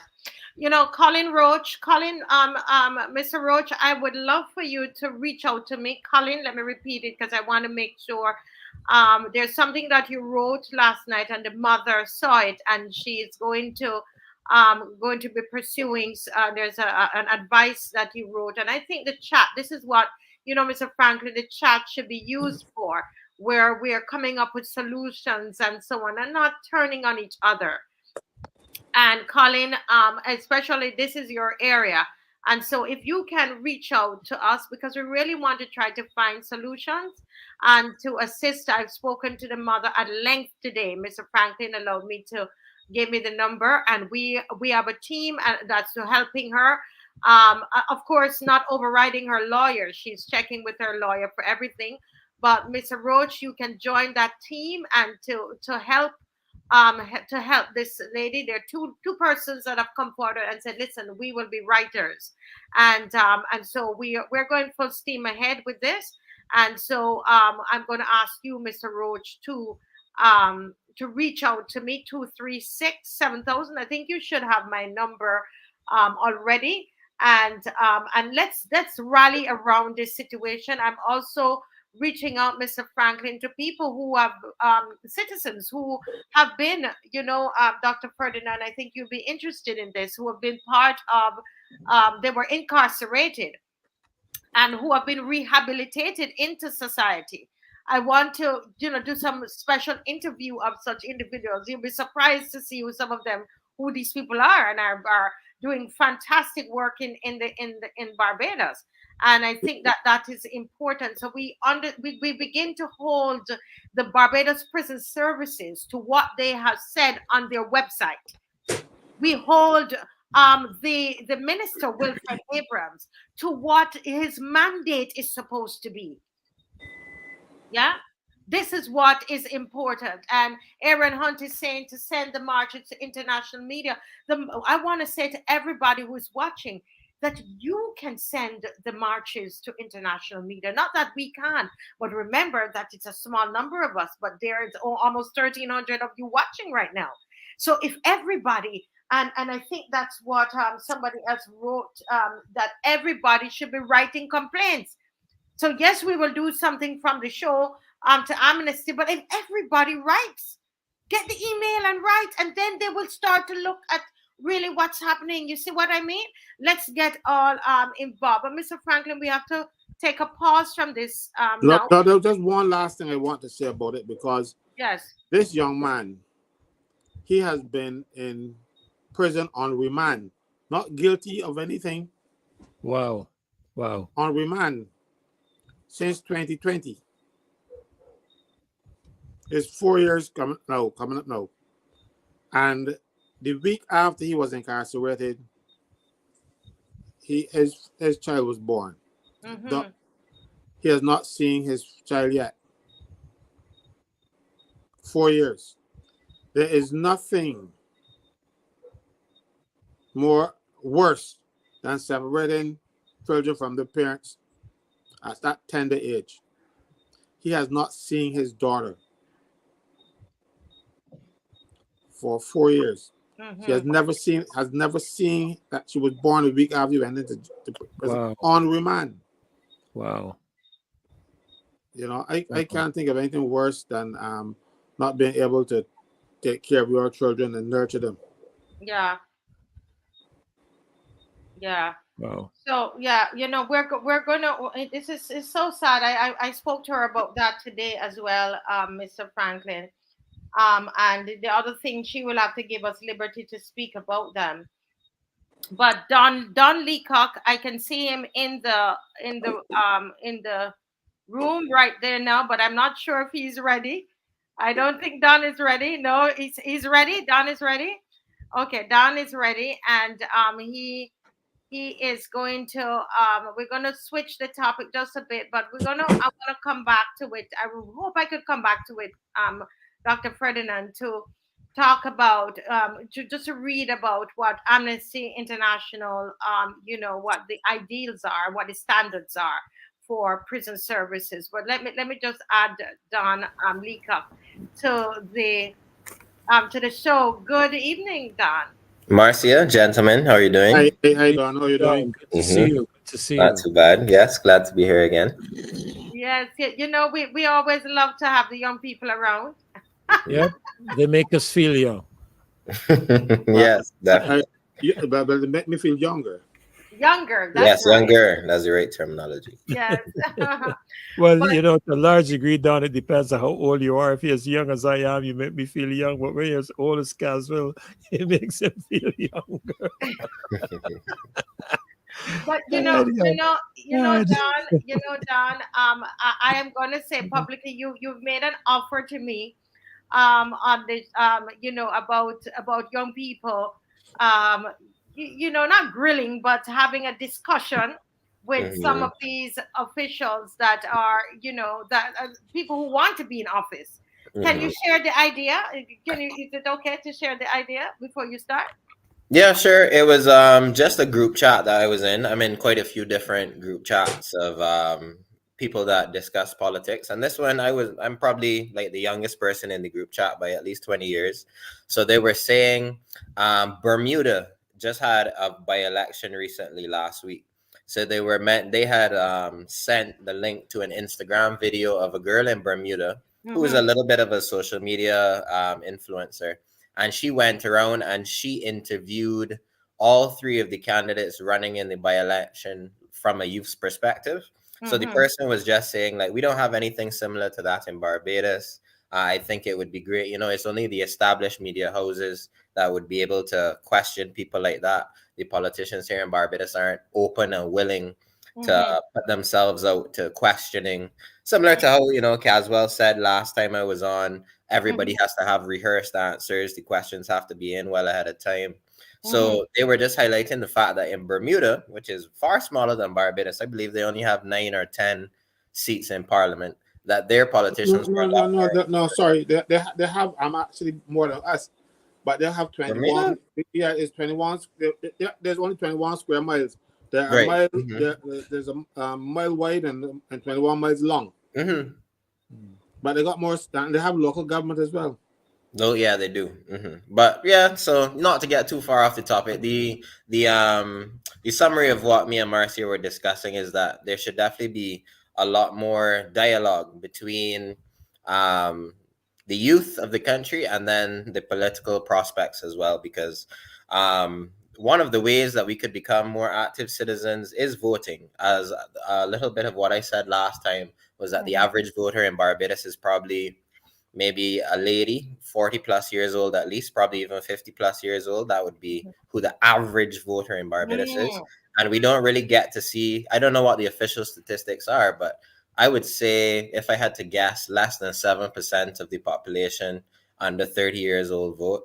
If we were to get that up to 70%, that would completely change elections as we know it here in the country. Mm-hmm. So it's forums like this on YouTube, on social media, on Facebook. This is how we get the youth actively involved. So that Mm-hmm. was just another way to get the youth more actively involved. Yes, yes. And Peter King is welcome you back. He call it Don the Great Liquor. Welcome, Don, officially again. And I love that idea. And I've been thinking about it since we spoke. And I thought, it would be great. On the show, we've had Mr. Ralph Thorne coming on, for Mhm. example, when he just crossed and became the leader of the opposition. And the Mhm. people submitted questions to him that were not rehearsed. And it would be wonderful to see a show with just young people, just talking to him. No rehearsal, no nothing. I Yes. mean, that would be that. What do you think, Dr. Ferdinand? That would I be love quite it. interesting. I love it. I love it. I think that's one of the directions we need to be going in, because there needs to be interaction, particularly when you consider how innovative and creative young people are. It's amazing. They are very au fait of technology. They're in touch with what's happening in the world around them in terms of those aspects and those areas. And it Mhm. would be interesting for him to get a feel and a pulse of those young people, especially as a potential leader of a country upcoming, to know what he can plan and how Mhm. he can plan with the young people in mind. It would be, I But think that would be wonderful. yeah, I think so. And even more that we hear the voices, meaning that Yes, it's so how we want to plan and so on. But the young people, I tell you, I sit with the youth. No, that planning would come out of their voices. That Yeah, planning, hear what they're saying so that you can incorporate what they're saying into how you plan. It's one of the things, Marcia, that disappoints me with political parties. They set policy without discussion or dialogue. hmm, How do you know what people want? How do you know what is happening? You have to engage people. I think that'd be yeah. great. That'd be great. Yeah. That'd be So great. I will work with Don on that. Don, I'm going to hold you Lovely. accountable. But Don, you came to talk. Definitely, yeah. You Hmm. you saw with us the headline that said Barbados won alone. You know, and Yeah, I didn't and know that you had to be I bidding for know things as a like that. Yeah. CPA that you're like a one alone, one and alone One, come we together. we won. And We so won alone. and so, Don, this is you're here for another what, 15 minutes or so with us. Can Yep. you talk to us about that as a millennial, as a businessman, a young businessman? You're hearing something like that. How does that affect you and the millennials in Barbados, hearing something like that? Well, I mean, since they've come into power in 2018, they've taxed the population more so than any other administration. I'm sure that by now they would have taken out more loans than any other administration. And it's scary because all of these are going to need to be paid back in our lifetime, like over the course of our lifetime. And I'm sure they're not even finished. They might be only now warming up in terms of trying to bid and win for these loans. So when you really think about 10 years down the road, 20 years down the road. In politics, we call it kicking the can down the road, increasing the level of national debt, hoping that in the short term, the economy flourishes and you're able to build infrastructure and impress the people. But as I said, that would only be in the short term. And I don't even know if that is the case today. If you were to put a poll in society about how well is the economy doing right now, it doesn't matter if you're 15 years old or 95 years old, you'll probably say the economy is struggling. And why is that the case when we've been borrowing so much money and taxing the citizens more than any other administration in history? It really doesn't make sense. There's not that much to show for all of this borrowing that the Motley administration has done since 2018 for the past 6 years. And it's very, very concerning because, as I said before, the millennials, the young people, we're the ones that are going to have to bear the brunt of this. Things that are going to happen in the future. They're going to have to, I know they recently talked about raising the pensionable age. They're going to have to raise it again. By the time myself and everybody else in my generation is 65 years old, the pensionable age might be 85 years old. I just making that as an example, but Mhm. these are the things that are going to have to be done for us to realistically pay back these loans. And then when you talk about these loans as well, I'm sure y'all would have seen in the paper as well, these loans have variable interest rates. Whereas when we were first awarded other loans from back 2-3 years ago, it's now come to light that we're paying 200 to 300% more in interest than we had originally bargained for. So when you talk about like collecting taxpayers' monies and stuff, they're not going to building roads, they're not going to building schools. They're really just going to paying back the interest on these debts, not even really the principal. So we're really it's really a awful state that we're in right now, and it's extremely concerning, especially for millennials who are going to have to bear the brunt of this, repaying the loan over the next 40, 50 years. Yeah. There's a young lady who we showed her video last night. She's 25 years old. I was told she's a hairdresser. I'm not sure, but an entrepreneur. And she was just saying that it just seems like the best thing is to leave Barbados because it doesn't seem like there's any future Mhm. for millennials here, for people. She says there's not even an atmosphere being created for entrepreneurship and so on. Do you think that this is something that the government, a program or some kind of initiative that they could really work on to create that entrepreneurial spirit within the millennials? I know that when they had just started in government, there was a $5,000 loan that was being given to entrepreneurs. I don't know Mhm. what come of that, but Yeah, I'm not too yeah, sure what can you came of talk that. about that kind of, how do you engender an entrepreneurial spirit among the young people? It's probably two pronged. We did talk about what the government could do last time quite a bit to remove a Yeah. lot of the bureaucracy and the red tape in terms of starting the business. Not to go into completely what we talked about last time, but just the No, quick it's bullet okay to points. repeat it. You don't have to go dindy, but repetition. We're about education, so For that's sure. okay. So the quick bullet points we made last time were, Yeah. for example, me, Don Cup, a Bajan citizen, no other citizenship, could start a business in America in 3 business days. I can't do that in my own country. How does that make sense? It would take at least 3, 4 weeks to go through Kaipo. Simple things like that in terms of opening a bank account, all of those things. There's a lot of bureaucracy and red tape that the government could do, could remove.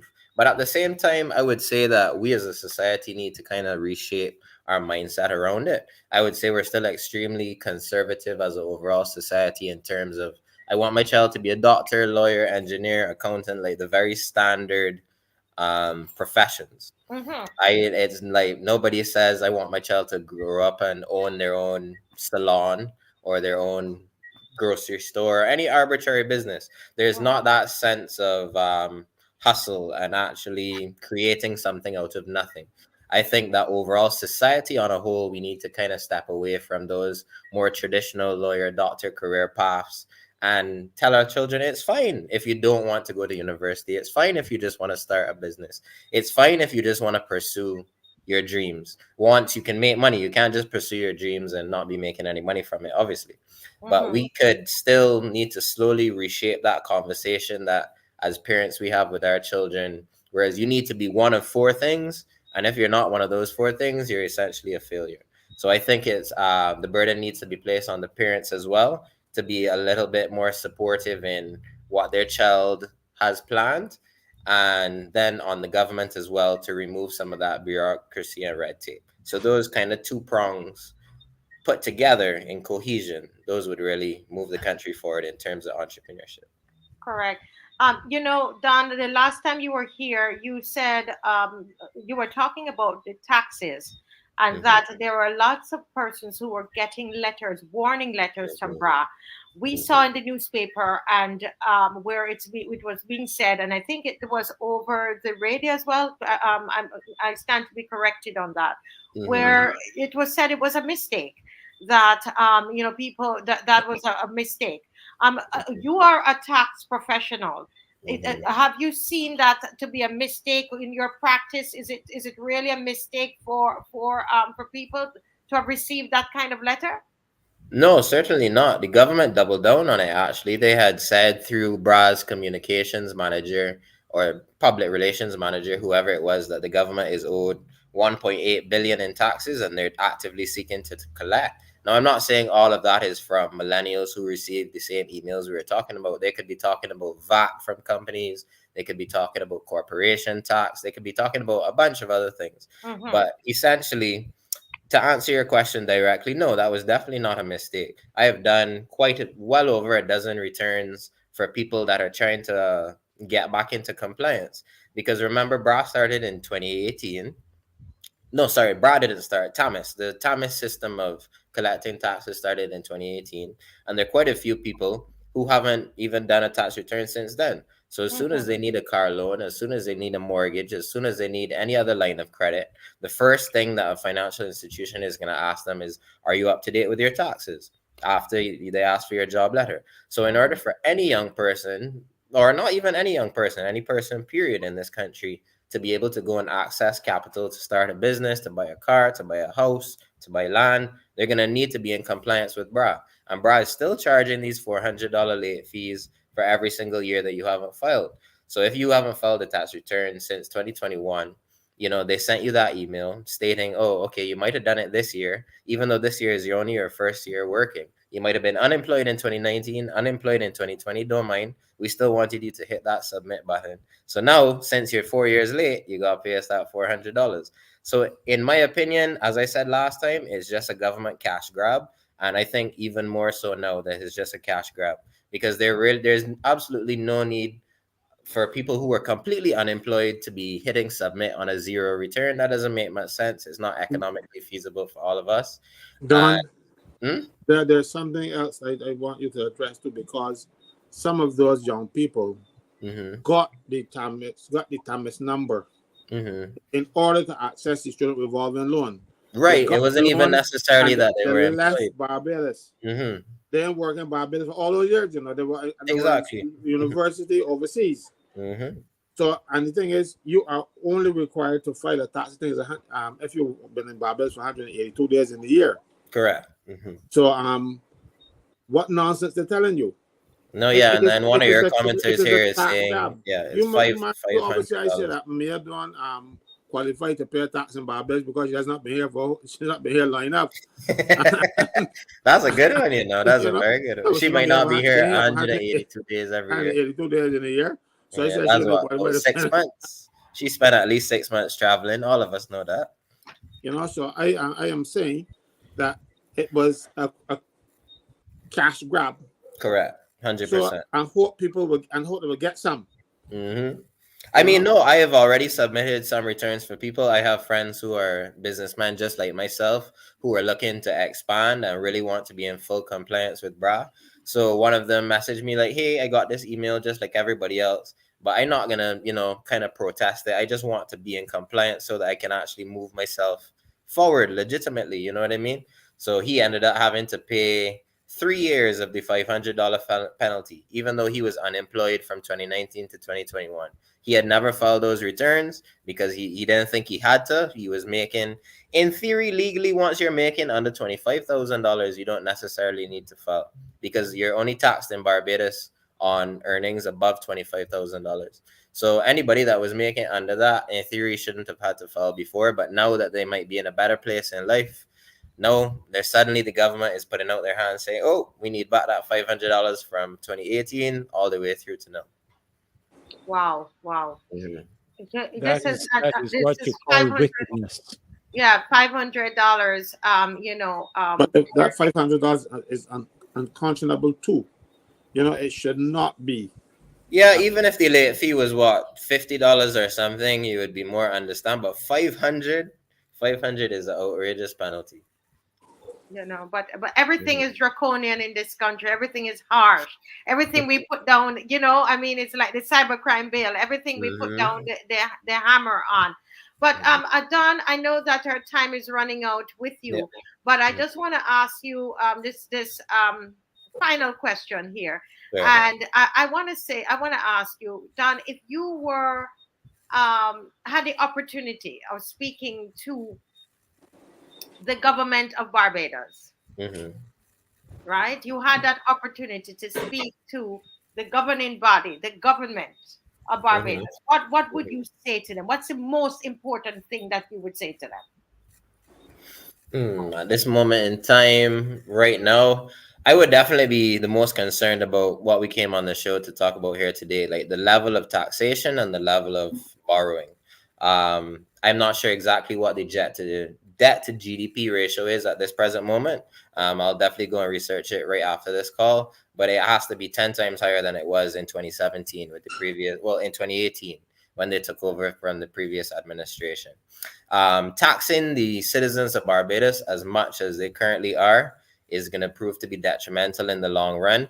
A lot of countries that have experienced economic prosperity actually cut taxes so that businesses have more money to reinvest, have more money to grow other sectors of their business, etc. So taxing citizens as highly as we're being taxed here is definitely not going to be good for the long run. And then the amount of borrowed money, even if you need, obviously government ministers are always going to justify, of course we needed this $60 million. Of course we needed that $70 million.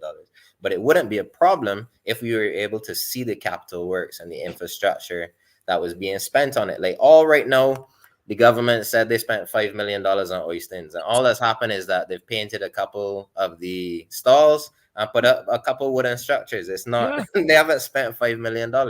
So when you think about all the kickbacks that are happening in place of these actual capital works, I would say is one of the biggest problems at the moment that they need to curb. The levels of corruption, the levels of kickbacks, and the levels of supposed government spending that is supposed to be happening, but it's not really happening. Yeah. Don, I tell you, I could sit and listen to you the whole night. And people are asking, why aren't you at the marches? Why aren't you at the marches? I have been to 2 of them before, but just let me know when the next one is. 100% It's gonna there. be on June 1st, and it's June actually on June 1st. 1st is Okay. the day ERROL This BARROW died. Saturday. And Okay. so we're going to also do something to just as a memorial, which is important because it's important to make sure our foundations are strong as we move off. So I'm personally inviting you, sir, to the march, and that you will jump up on that truck and hold that microphone and talk to Barbadians. I can do that Yes, indeed. yes, I'll put it yes. on my calendar.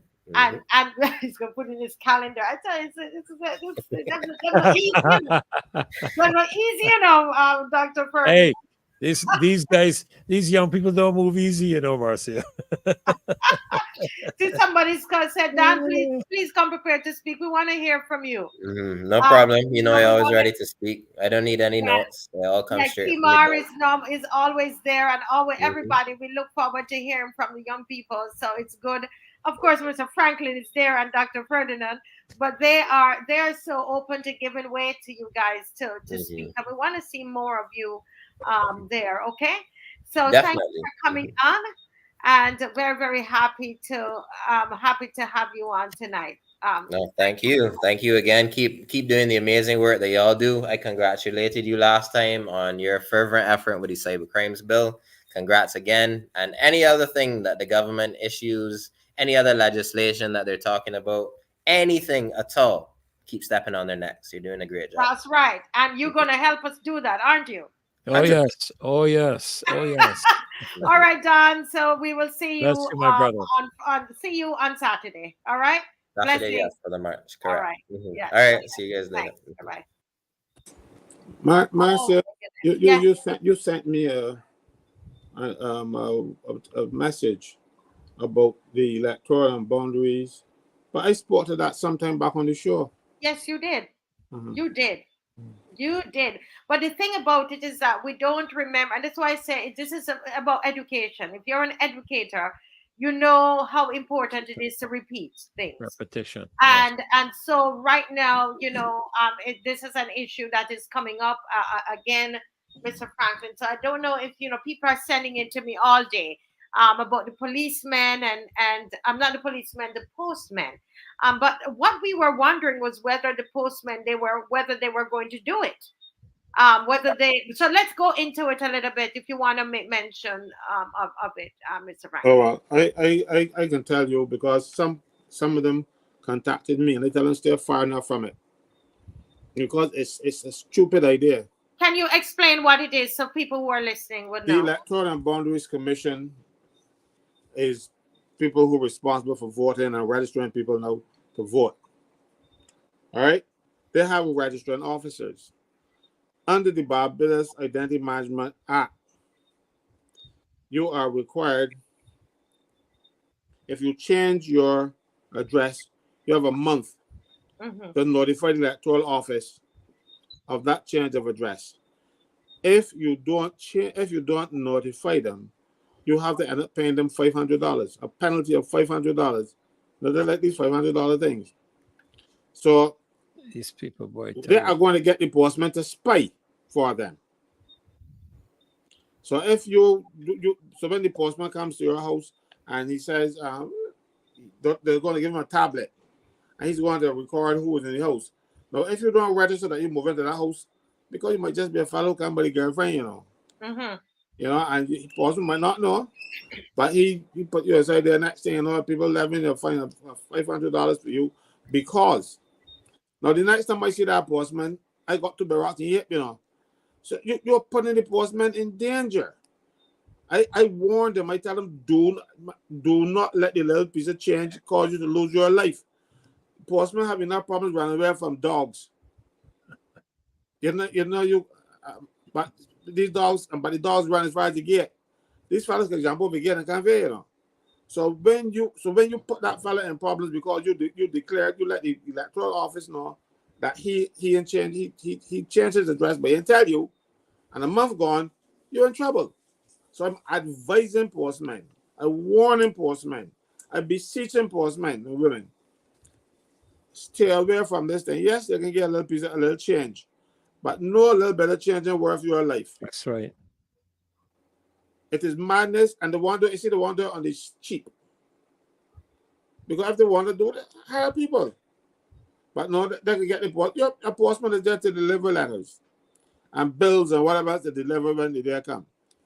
Now, if you think they are, because of the internet and the email, they don't get enough work, certainly this work of registering people or getting people, notifying people in change the address and remotely near postman, find something like more in tune or more in line with the postman's duties, as opposed to putting people at risk. Because you're not going to give them a gun, you know. And in any event, you have a gun, the fella can shoot everyone behind. So you will not. I'm very serious, Marcia. This is madness. And the thing is, I thought when people made the objections and when we spoke about it, that was saying, you know something, let me some good points, you know, let me stop this. No, they have a mission. And nothing will stop them from going out, even if it means somebody's life. Something is wrong with these people's head, you know. But imagine the amount of time, Castle, that it's going to take out of the postman's regular duties to stop at home and tabulate the information. I mean, one person, 2, 3, suppose it's a household with 8, 10 people. Could you imagine the amount of time that is going to be taken out of the postman's duty in order to do that? How much mail is not going to be delivered as a result of that? You know, it's absolutely ludicrous. It's absolutely ludicrous. I can't believe that, you know, right-thinking people would attempt to implement something as ludicrous as this. That is a mistake you have made, Freddie. You think they're right thinking. Well, they may be right thinking in the right side of their brain, you know. There's something about the right side. That brain is working, period. Right or left. No, my goodness. when you coming into a project, you got the people that call us SWOT analysis and all kind of stuff. You know, I want to get some fancy. All you got to do is to decide what are the benefits of this thing, what are the repercussions, what can happen as a result. You don't got to be you don't have to have gone to any school and learn anything. If you can plan anything, you got to find out, does it make sense? What can possibly go wrong? And if it can go wrong, can I live with that thing that is going wrong? Them are the questions that you want to ask yourself. And if they ask yourself these little minor questions, they will say, no, something, hold it. But you know what? Some minister must have come up with this idea. I know when the minister comes with an idea, it's always a great idea. Don't care how bad it is.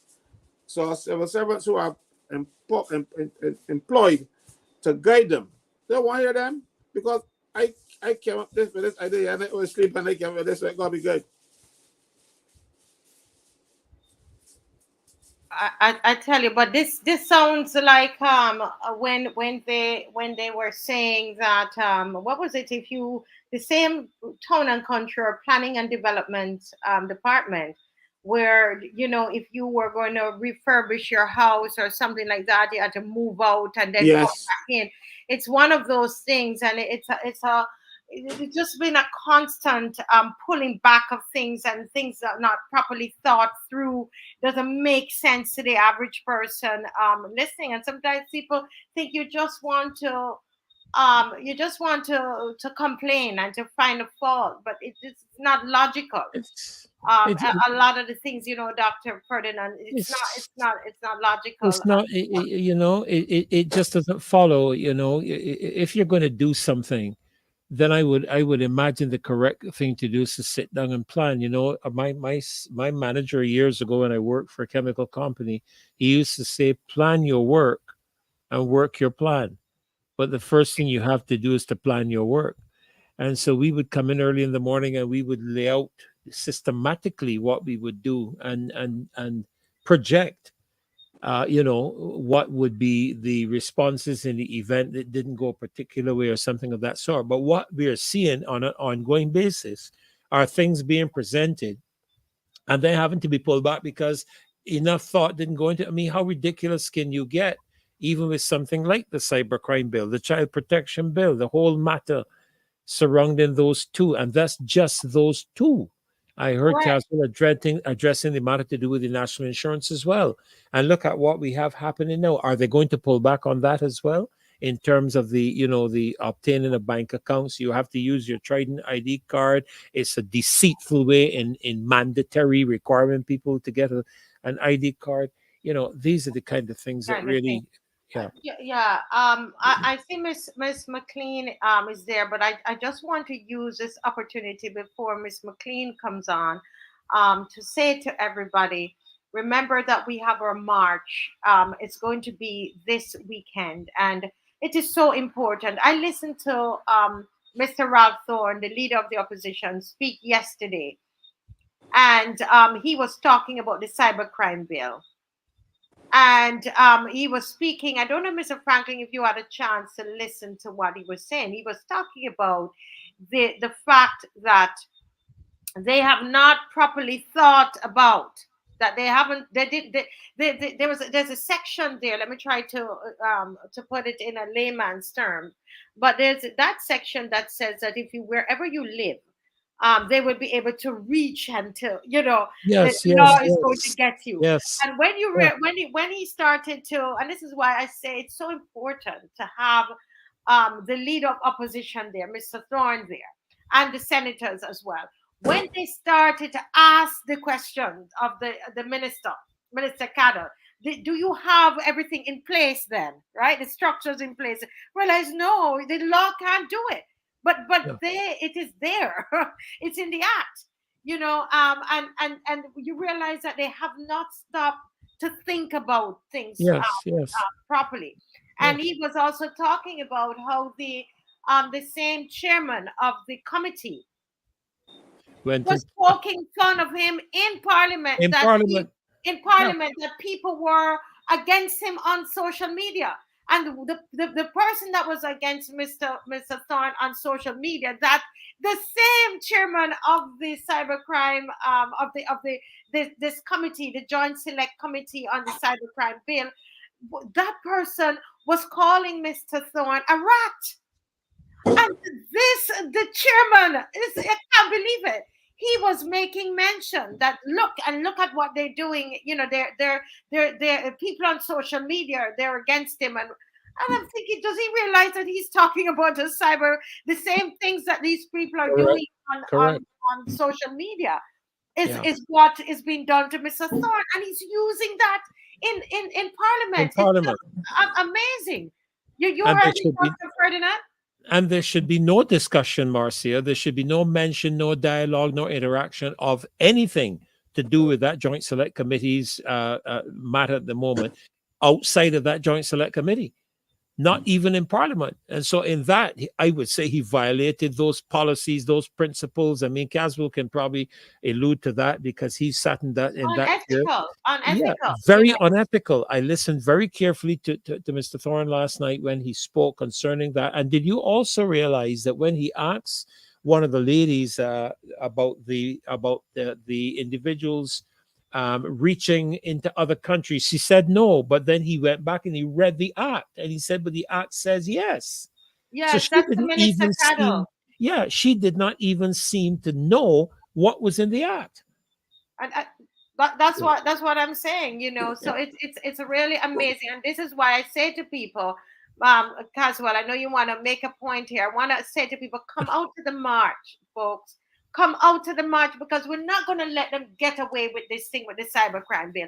They are not going to get away, and they need to understand. Go ahead and pass it. Go ahead and pass it, and we're going to change the government.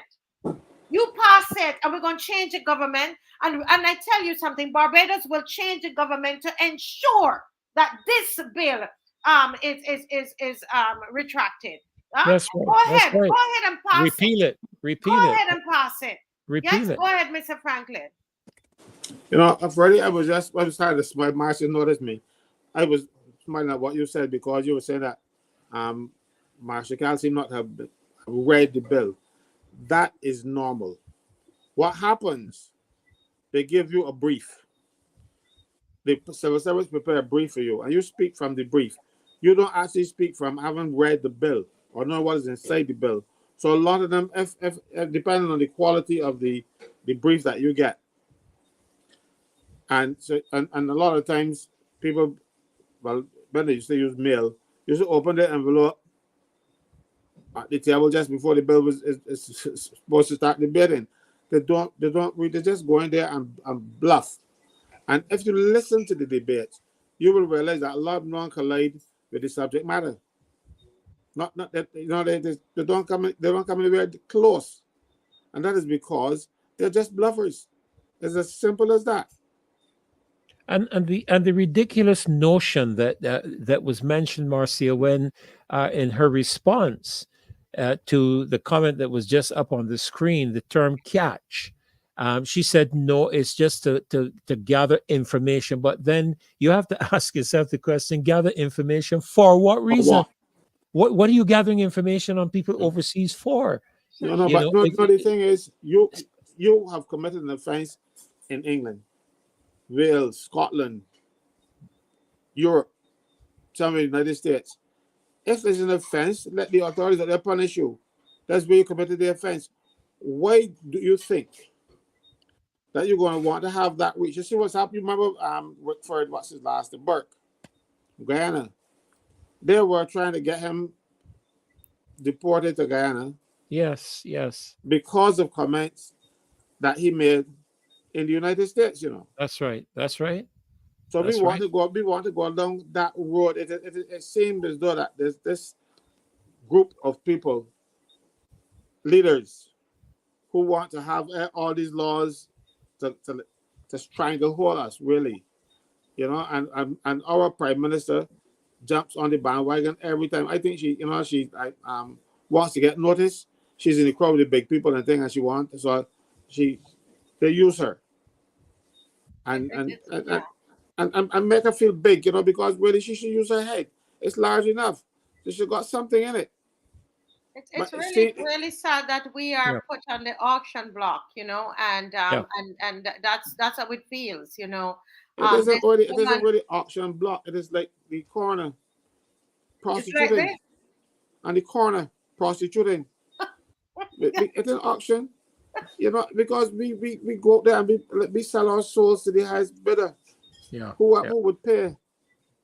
And I honestly, I am one who will fight, who will pick up arms to defend the Constitution of Barbados. But what are these people doing? I would pick up arms to lock up them now too. Mm-hmm. Because they need to stop this nonsense. They need to stop betraying this country. They have actually shown that they have no regard for Barbados or the people of this country. All they want to be able to do, and I'm talking about the Prime Minister, because she's smiling and with the guy from whatever organization thing, in this nuisance tokens to make this is PR. And at the same time, suffering us. Don was talking earlier about his generation got paid back this loan. Don, I'm very sorry to tell you, not your generation, your children. Yeah. Let me pay back them loans, not you. That's you right. Might pay back a little bit of it, but children and grandchildren. That's right. Yeah. That's right. Yeah. They're too much. It's too much. You can't borrow Look yourself at that. out of you got to produce. But you know, Mr. Franklin, I didn't want to even say much about this tonight again, but I think of the picture that we just had up there, and this, you know, she has to be a joker. When you think she's getting this award for leading in health, and you're telling me that every Barbadian in I can say almost every Barbadian is afraid to go to the hospital because they think that if they go there, they're going to die. The conditions are so horrible in the hospital, huh? And she is getting an exceptional leadership in health, where she has done nothing on the international stage with health. Well, that award was for the jobs, Marcia. That wasn't anything to do with health. That was for the jobs. I'm saying, look at what is happening before us. But as so I'm asking everybody, come out. You want a change of government. You just let her go to the UN and just be gone from among us. You No, know, no, no, um, don't let her go to the UN, please. Please don't do that. Don't saddle the UN with that, please. No, I don't mind. They help create her. No, no, It no. will take care of monster. Send her to NATO. they create her as and that's why they would put up a phony award for her. But I want to say to everybody, try to come out on Saturday. They have a plan, and the plan is to silence people like myself, like Caswell, like Dr. Ferdinand.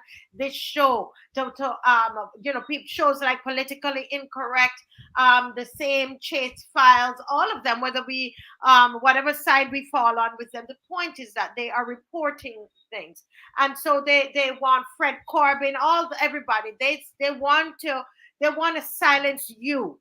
They want to silence you. And so Saturday is important. We cannot sit down and wait on the middle of the month where they say, Mr. Franklin, they're going to decide on the bill. We have to get out there. We have to go back out there. Go back out there. When we're out there marching, we might just attract, tourists who are coming into the island. Listen, every Saturday for this World Cup, we need to be inside. We need to be right there in Bridgetown. You hear what I tell you? Every Saturday we should be there and making our voices heard. And we want to make a special invitation to the Democratic Labour Party to come on out. Why? It's June 1st. And on June 1st, 1987, Errol Barrow, that's when he died. And so we want this to be a memorial walk as well. Because we're going straight to Independence Square, and because we have to make a concerted effort, we have to put an effort into making sure that his memory remains. And when you do that, it's a defiance to this despot in this country. It's a defiance to them wanting to only their legacy must remain. Huh? Only their legacy must remain, and not the legacy of anybody else. And we are mashing down that lie. Every time that you come out and you walk, and anytime you mention Errol Barrow's name, you are defying that despot. And that's what we need to do. I couldn't agree with you more. Yes, and alternate views as well. Kimar, which unfortunately I'm not seeing him these days, so I don't know if he's very, very busy, but yes, shows like Alternate Views, that's on a Thursday. Mr. Franklin, you were saying something, Dr. Yeah, I think I see one or two questions in the chat, Marcia. Maybe you can just reiterate in terms of the commencement of the march. Someone was asking if they can march in front of Kensington Oval. So maybe you could just mention where the march will commence from. Yes. The march is going to commence from Redmond. I have to always look Redmond Drive. Okay, so we're going to commence the march at Redmond Drive. So it's a march of the cyber, dealing with the cybercrime bill and all the other issues, and it's also a memorial walk for Errol Barrow. And those, I'm not a DLP, and nobody pay me to do this, because I get this all the time. I'm doing it because this is somebody I believe that is very, very. Is a part of the foundations of this country, and we need to honor him every time we get a chance. So and that's another good question there too, Marcia. Will parking, because we could have parked in the Massey Car Park. They got a lot of parking up by the old Ministry of Trade. And from where you said, Mr. Franklin? Up by the old police station. Well, not the old police station, where motor services was. Out there. There's the old Ministry of Trade. You can park up there. There's a lot of parking up there. Okay. Marcia, I want to just give you a few pointers here with this $500 that they're going to fine you.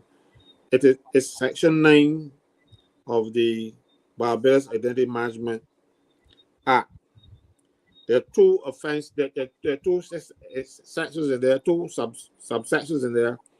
where you can be required to pay this $500 fine. One is a person shall, this is 9-1, a person shall, where A, there is any change in the information previously given to the commission, notify the chief resident officer of the change, or B, he is satisfied that his personal appearance has changed so as to make it likely that his identity as certified by the identification card may be questioned.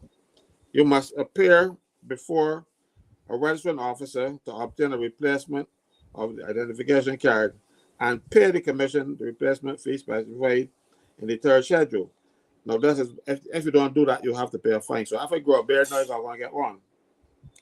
Then the 5, it says here, a person who has been issued with an identification card or an national identity credential shall notify the chief registration officer of any change in his place of residence within 30 days of the change by submitting the notice of change of residence form settled in the fourth schedule to a registered officer. Now, subclause 6 says, or subsection 6 now, says, a person who contravenes subsections 1 and 5, the two I just read, is liable to pay the commission an administrative penalty of $500. So, if your looks change and you don't go and get the ID card change, you could go up, you could pay a fine. And if you change the address and you don't go and tell the electoral office within 30 days, you looking to pay a penalty of $500. So that is what enforcement will be doing for you, looking to make you pay the $500. But look at me, but I don't think my cuteness will change anytime soon. So I'm not worried about that part. But God knows I might move. I might be in London and go and buy one of them mansions. So you gotta be careful. Yes. So, what I think we need to do, Mr. Franklin, I'm glad you mentioned that section there. Well, you remember what we did with the cybercrime bill? We should put it up on the screen again because we spent quite a bit of time going over this before. But we're going to do it again and spend some time going through so that we can educate. And so we're going to, I'm going to ask Dave, and if he can find it, not tonight, but we will, put it up and to go through with it. Miss McLean is here, and I want to, I know she did not get a chance to complete what she had to say last night. But I want to say to remind people that each of the marches, it's about 2,750 for each march.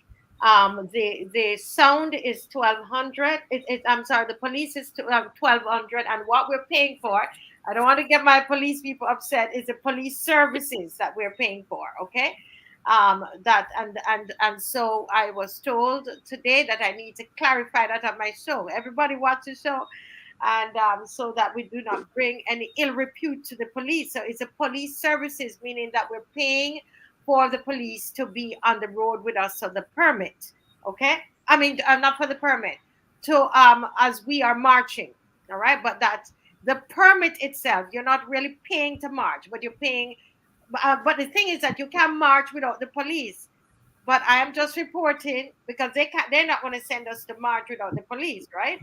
So the fees are now $1,200 to us to pay for the police services. That's what it is.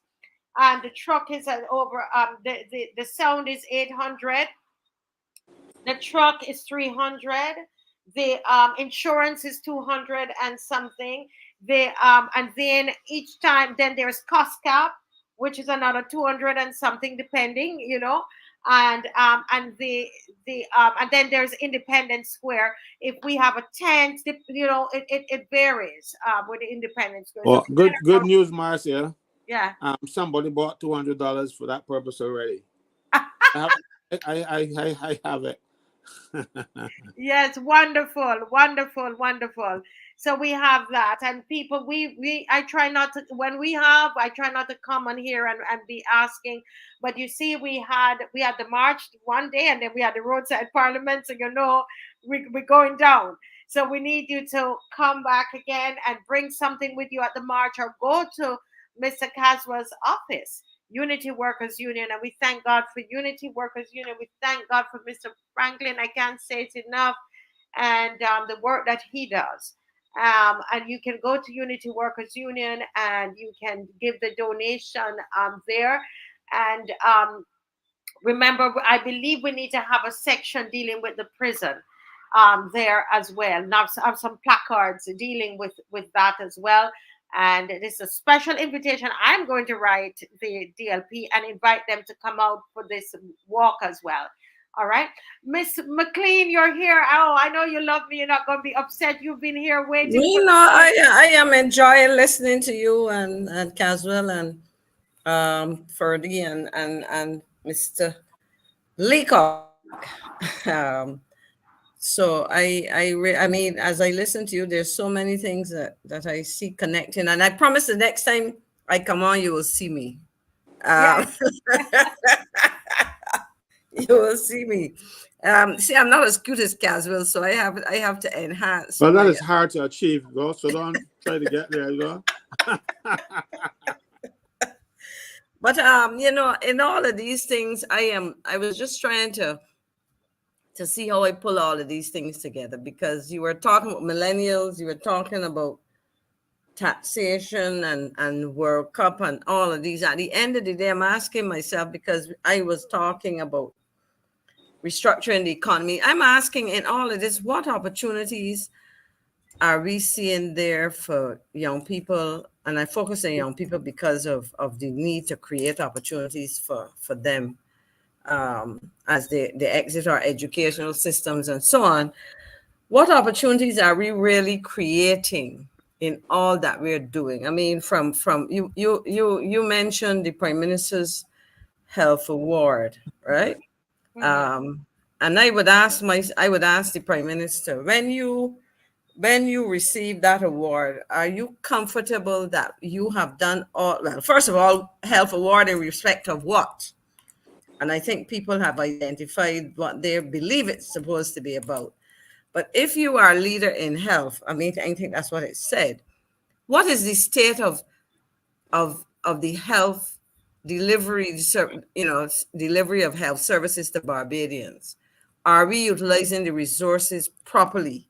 Are we creating opportunities for young people? For example, a lot of discussion has centered around the issue of preventative health, right? Doing things to make sure that we don't end up with a long list of chronic illnesses, that we reduce the incidence of diabetes, hypertension, obesity, chronic disease, whatever the case may be.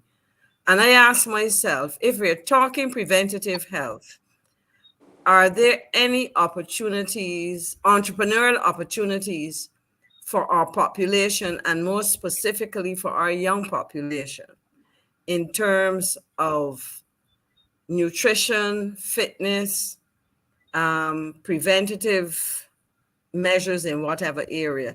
I'm just saying that we are not, how should I put it? When I say we, I'm talking about policymakers, and specifically currently, because as time goes by, we seem to have less and less evidence of efforts to really make things happen, to change things, to enhance what opportunities are there, and so I really am asking myself, if we dissect it, because I mean, I spoke about diversifying the economy again, so that people understand what I'm talking about. I'm not just all over the place. I'm trying to connect some serious dots here.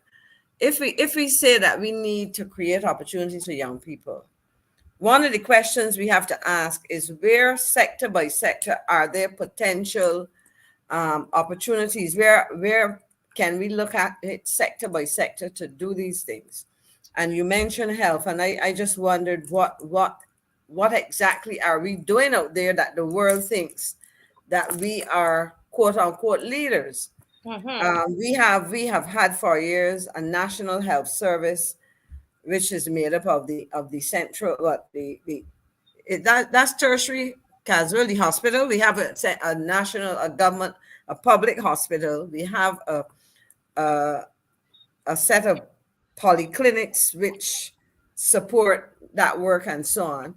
But I'm asking myself, are we doing the best we can in delivering services in ways that can create opportunities? I mean, right now, for example, we are an aging population.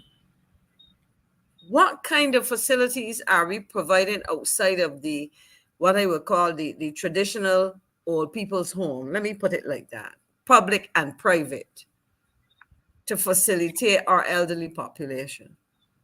You know, and if you start to think about it, there are services that government can identify, the private sector can identify, individuals can identify, but the important thing is, can they go to existing agencies and easily access support, whether it is technical advice, financial support, you know, whatever it is, applications to set up businesses. Are we streamlining these processes? I'm just thinking that when I look around, there's so much that can be enhanced with little effort and at little cost, because you know we have these complaints we talk about all the time about these high costing consultants, but what are they delivering? You know, I am just I suppose call it frustrated from looking on and hearing people articulate over and over problems, but in a lot of instances I am not seeing where there are perhaps reasonably obvious solutions being pushed or embraced by the powers that be, where part of that solution involves the role of government. You know, so I am concerned about a lot of what I'm seeing.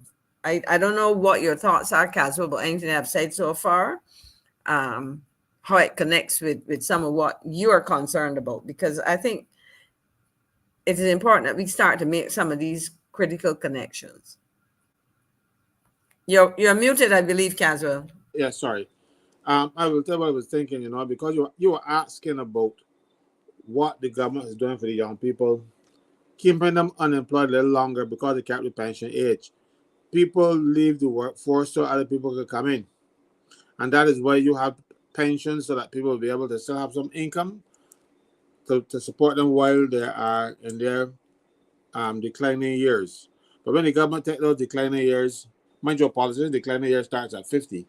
But when yours now starts at 68, well, from the changes in national insurance thing, you don't, so you know, and the good Lord has given us allotted to us 3 score and 10. So they put you down, get your 68, and then 2 years later you got 3 score and 10, and you're gone.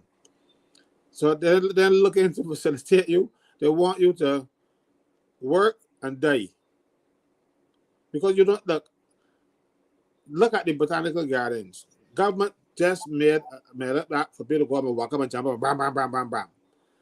Has the government ever done anything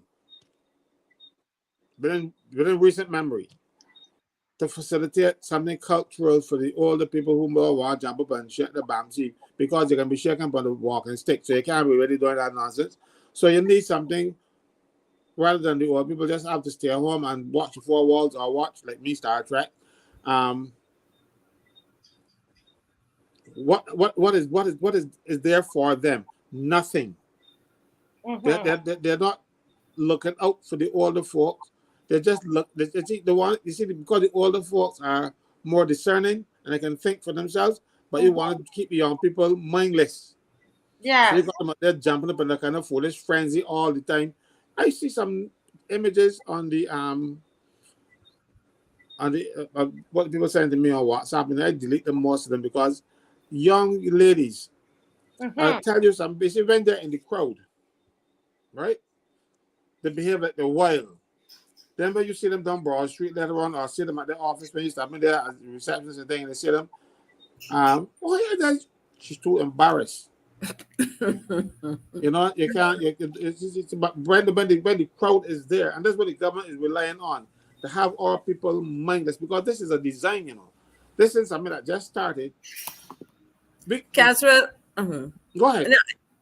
No, you just touched on something that I want to pursue a little bit, because we're talking about business activity, whatever. We hear all the time the problems of our population as an aging population. We also hear talk about active aging and all of this.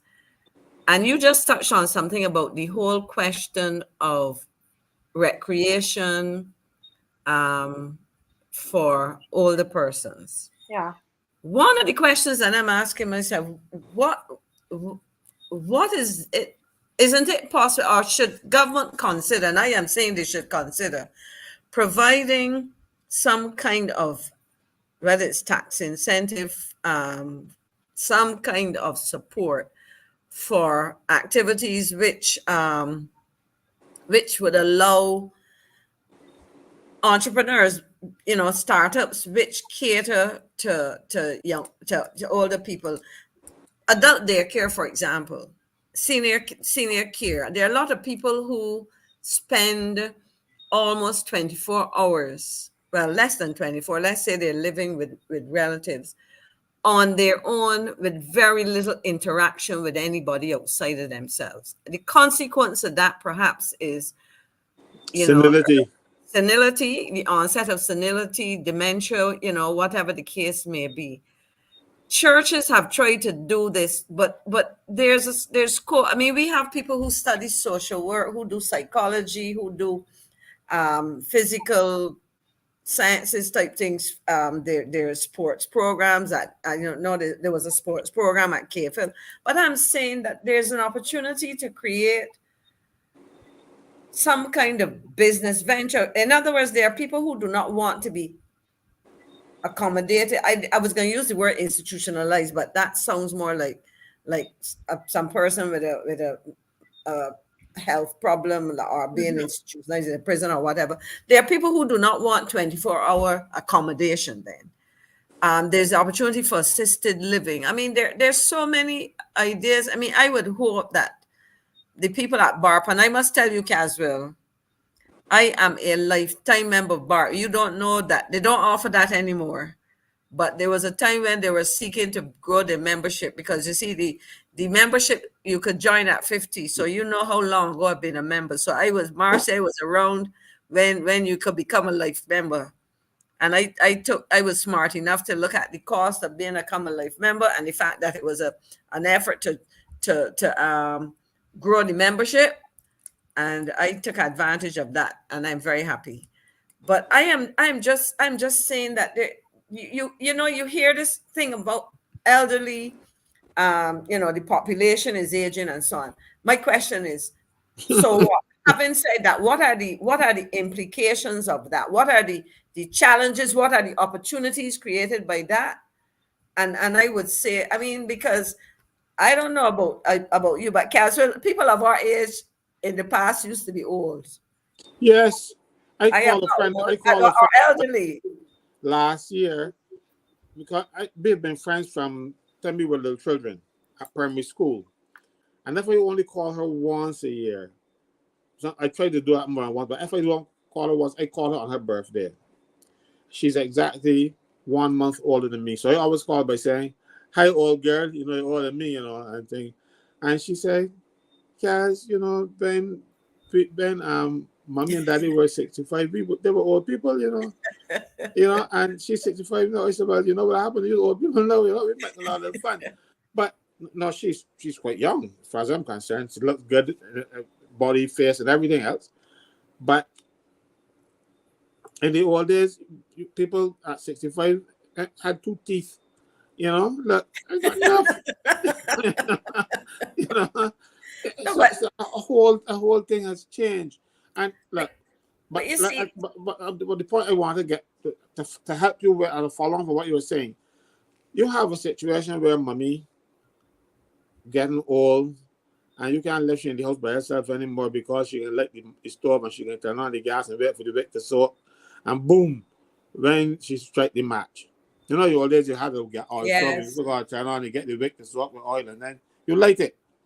Some old people don't remember that you think so they're going to put the wick to soak and next thing you know the house burned down. So you can't start living home by themselves. Eventually, they pick up a little cold, they get them in the hospital, and they don't come back for them. And people call it granny dumping. No, it isn't. It isn't as easy explained as that. In the old days, every parish had an almshouse.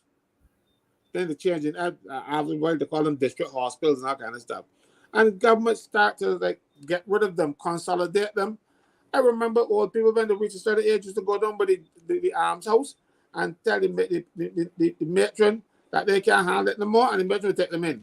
Now, in order to get into one of those district hospitals, you have to go through a whole set of interviews, and by the time you wait until the person dies. That is the problem. We are not catering for the old people. Yeah. Right? You call it granny dumping, but government responsible because they got rid of all of the facilities that would help old people.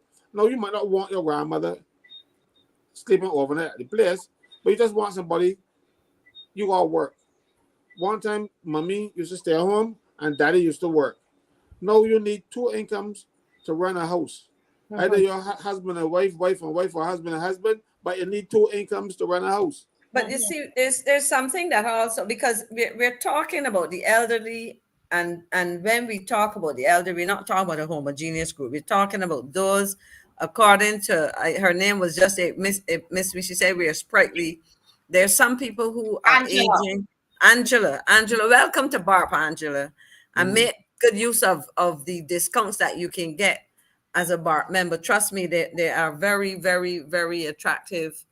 I remember about when I was doing some construction and these kind of things, it came in pretty useful. You got but those were credit union discounts at the time. But similarly, with BARP for other kinds of things on an annual basis, some major expenses you can get discounts.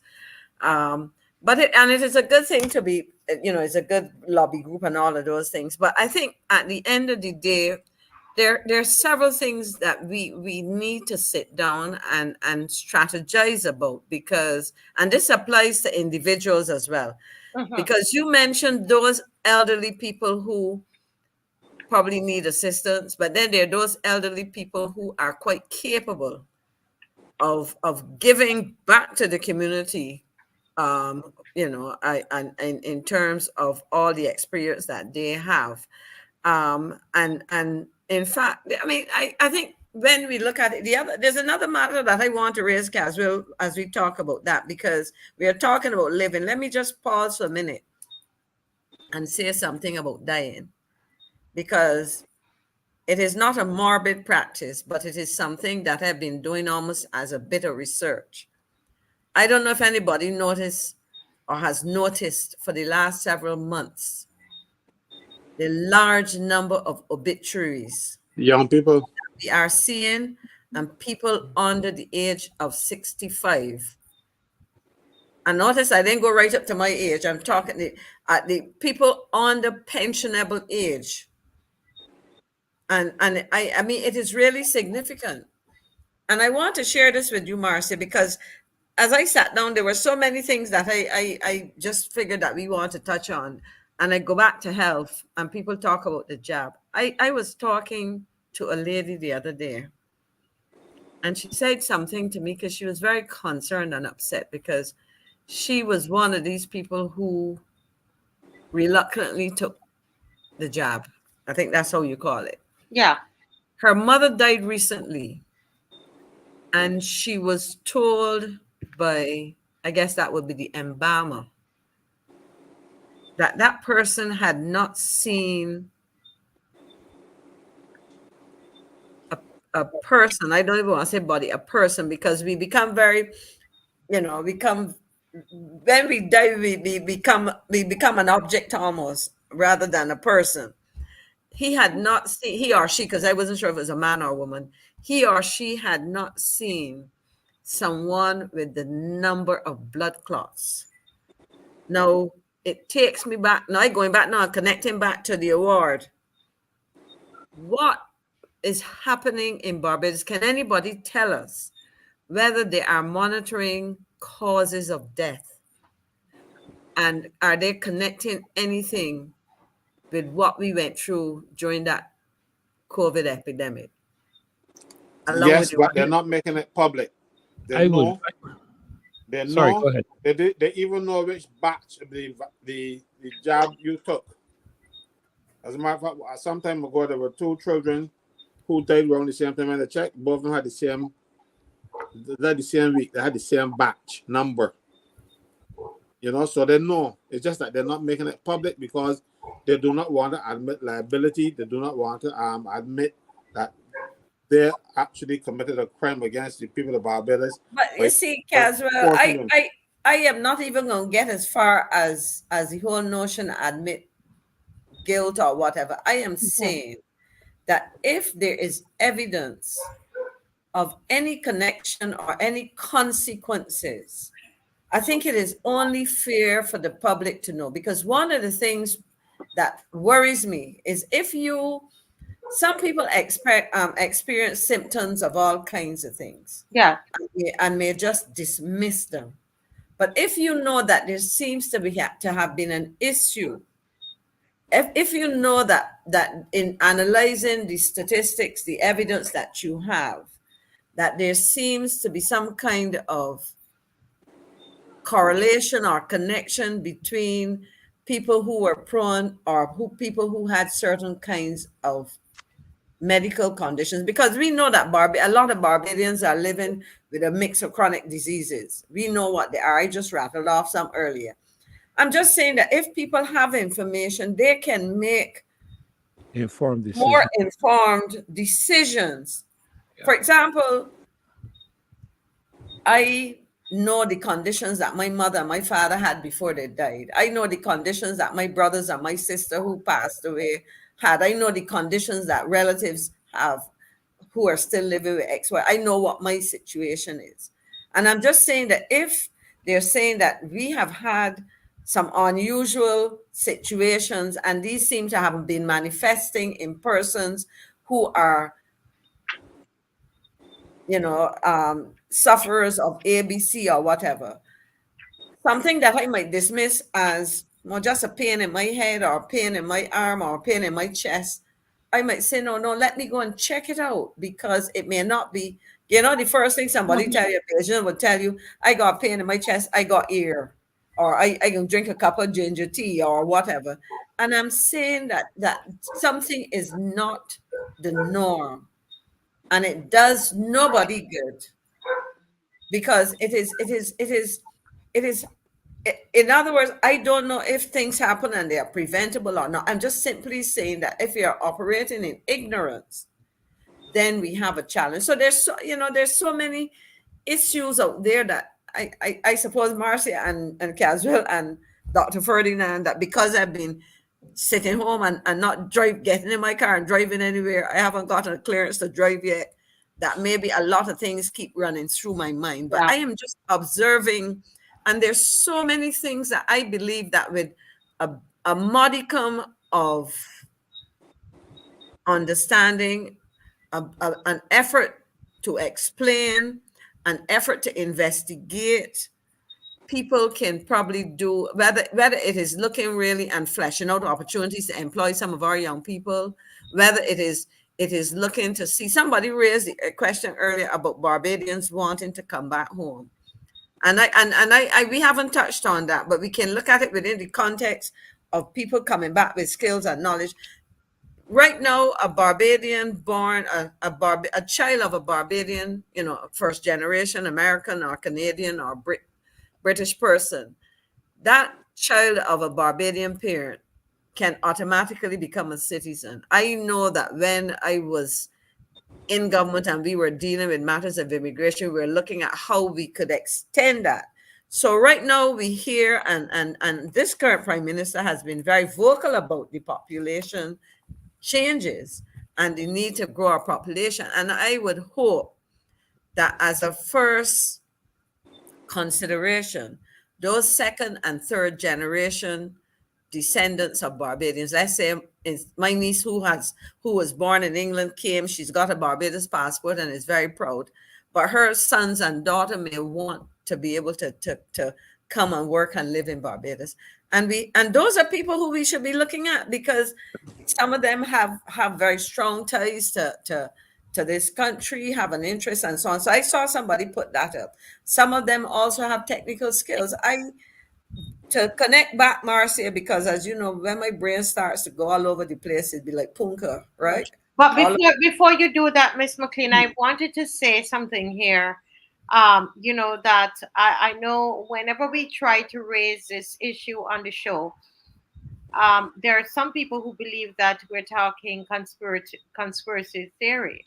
Which issue? The issue of the jobs and the death and so on. And I want to say that Miss McLean is one of the I would say the most, in terms of balanced person that I know on this topic, and I can say this freely, because during the pandemic, her and we would have these conversations. I had the vaccine. Yes, and the jab, and the booster, the jab and the booster, and whatever it is. And so she's one of those persons that I find that is very balanced, and so her making these observations, I don't think it's something that we should take lightly, in my estimation. I think we need to, and this is why I say all the time, Ms. McLean, that when we speak about it on the show, we must be careful, because we don't want to put fear, Dr. Ferdinand, in the people who have taken it, or let them feel less than, that is stupid because they took it. No, they were under pressure, and with the information that they had, they took it. And I was talking to a reporter, Miss Caswell, only this week, someone who works at the Nation, and they told me that, I'm on bereavement or something like that from the Nation. They told me that they lost 5 family members in less than 6 weeks. Let that sink in. That is frightening. Yeah. So you're dealing with mental health issues there. Marcia, one of the things that 1 second. Who was speaking first? I thought I heard Caswell first. Yeah, I was just telling Maxine was talking about citizenship for the second generation, but it is the sins of the father that falls into the third and fourth generation. Citizenship falls off of just the first generation. So we can do something about that. It's only sin that goes all the other beyond the first generation, right? So, okay. But I have been saying that for years, that we should, instead of trying to attract people to Barbados, because the Prime Minister is talking about black people, Trust me when I tell you, she's not talking about black people here. And I want people, that our children, because right now I have my grandchildren are in Canada. If they say they will come back to Barbados, their children might be able to get citizenship. But what about their children? And this is part of it. But I think Dr. Ferdinand wanted to say something. Yeah. Maxine, when we observe what is being discovered and admitted to, and legal action being taken overseas, because nothing was produced here in Barbados, nothing. We imported everything from overseas to treat this pandemic, and as a result of what we are seeing happening overseas, I believe that our local authorities owe it to the people of Barbados to tell us what is going on here in Barbados. When this matter began, I sent tons of information to the president of the Barbados Association of Medical Practitioners, tons of information, Maxine. And she totally ignored it and said that they are trusting the WHO. And it turns out that today, the tons of information I sent her is correct. And the reason government cannot admit to it is because, as Caswell has said, it is going to open them up to some serious lawsuits. How many autopsies have been done of people who have died during the pandemic? Can anybody tell me? No, they wouldn't allow you to. And on top of it, we were told that the instruction given to governments was that if somebody died with the pandemic, they died from it, even though many of the people who died with it did not die from it. They died from other complications. It was so bad for it that, and I think it was in Australia or New Zealand. I think it was Australia. A guy got killed in a shootout between two armed gangs, and because the guy who died had COVID, and they put COVID on his death certificate. So the man said, if he died from COVID, I kill him. So his defense was that I did not kill him because the birth death certificate says COVID. You know, even though he shot him, you know. But they were trying to frighten you off. Yeah. And see what from all these COVID deaths. A lot of people had heart attacks, and they said, but they swab you. Oh, yeah, COVID. But you know, there are a couple of things on this, Marcia, and as you know, what my position was on that, I did, and I don't look back and say I coulda, shoulda, would. I do not subscribe. That's not a position I take in life. If I've done something, that's it. My concern is that in an era where our government and governments around the region and the world are talking about transparency and good governance, it cannot be selective transparency and selective governance. It can't be. It has to be about being honest with citizens, because all I say to people is, I am feeling fine so far. I will not look back and say I should not have or I could not have. I know why I did, and so on. You couldn't travel, for example. You took certain decisions, and I took them as an adult with a, as my teacher used to say, with a grain of brain and an ounce of common sense. I believe I took a decision. But because we were dealing with some things that were new and to the world and so on, I don't care what anybody. I remember years ago when I was a graduate student being on a plane going back to Ohio to school, and I sat next to an ophthalmologist, interestingly an ophthalmologist.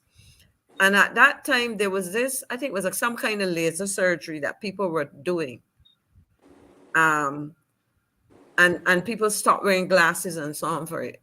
This man was wearing glasses, and we were talking, and I asked him, I said, but you know what?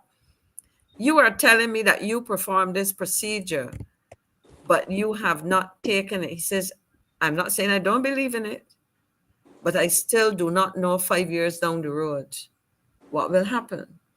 So I don't pressure anybody to do it.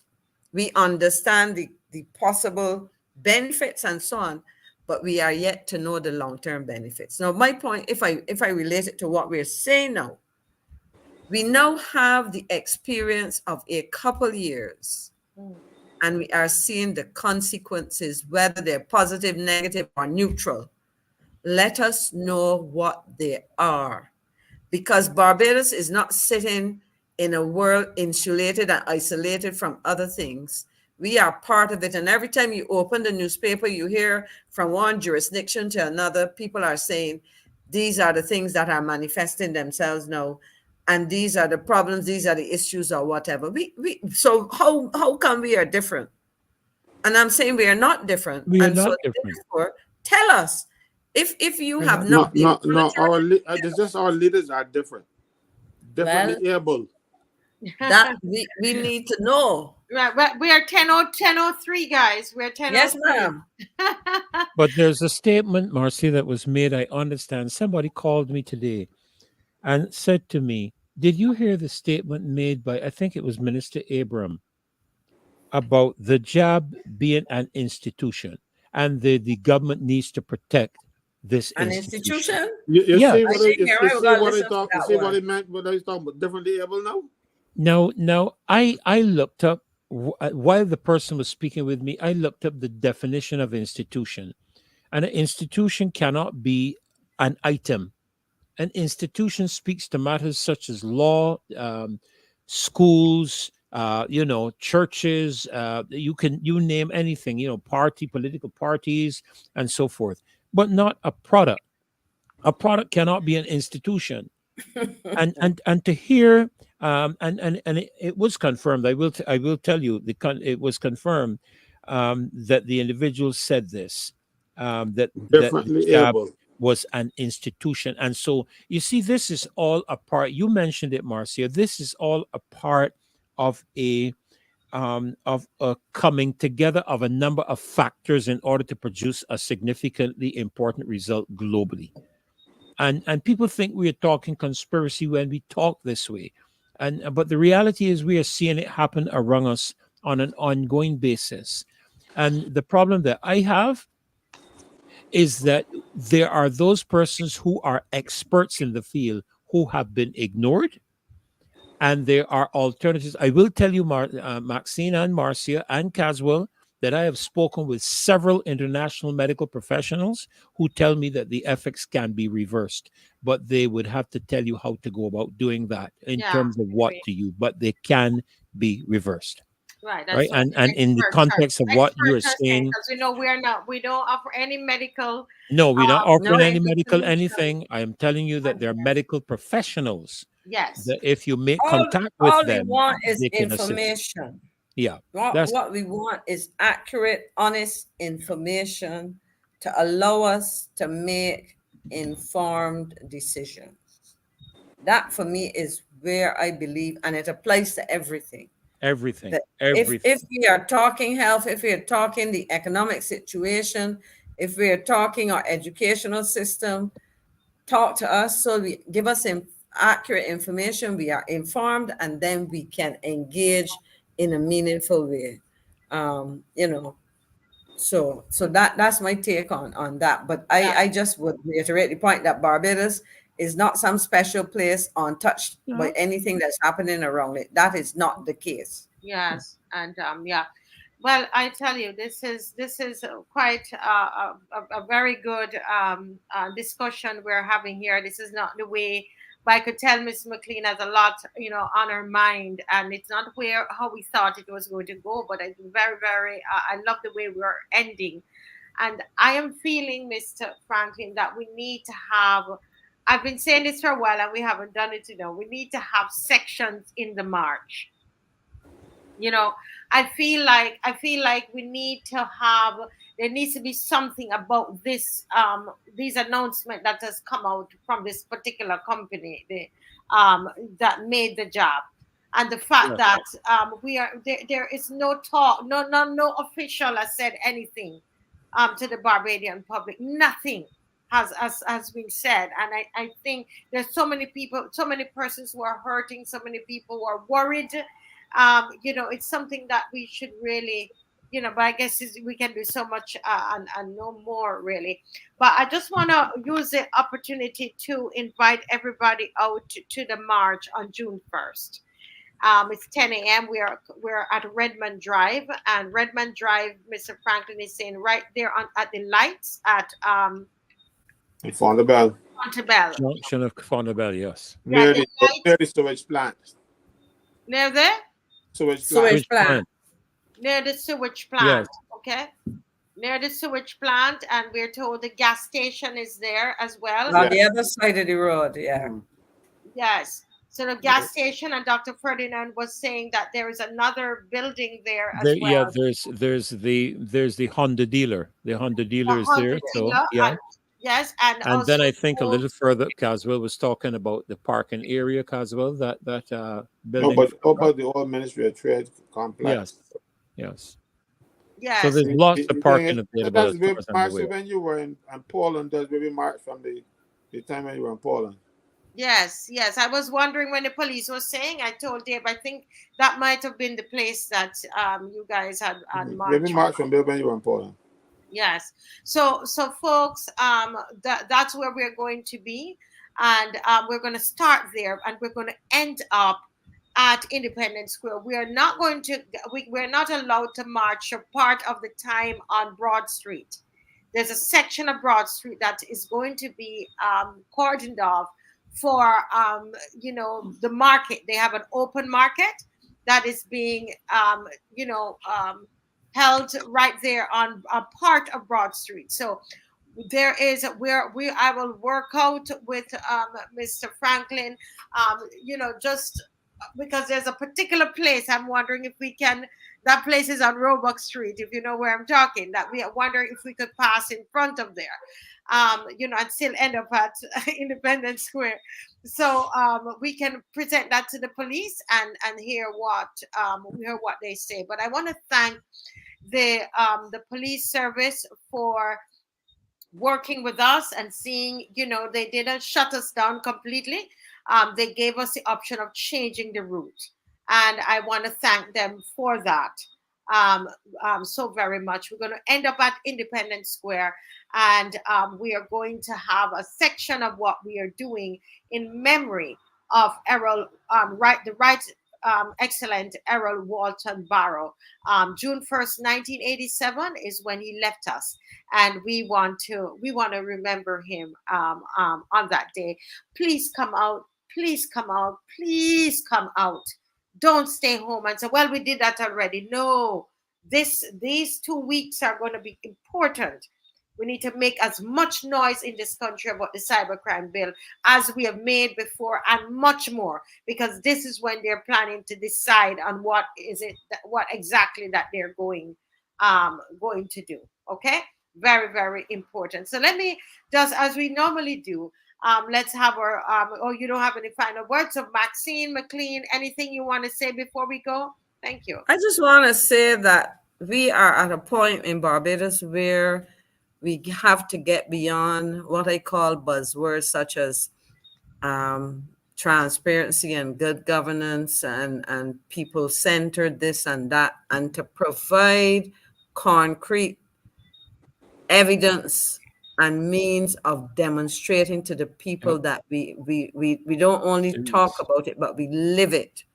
And the examples that we have, whether we are talking about creating opportunities for our young people, setting examples of what we're talking about. I mean, we have this international profile, but we need to make it real at the domestic level, because all of that talk adds up to nothing if the people of the country are not experiencing the several things that we say we are or we want to be or that we believe in. And until we do that, we are not really being true to the people. And I certainly think that in the context, I call myself a child of independence. And as we commemorate the life and the passing of our first Prime Minister and one of our national heroes, the Right Excellent Errol Barrow, perhaps that is part of the reflection that we as a people have to do. It is not about being partisan, it's being about the people who had a vision for this country and sought to make that vision real.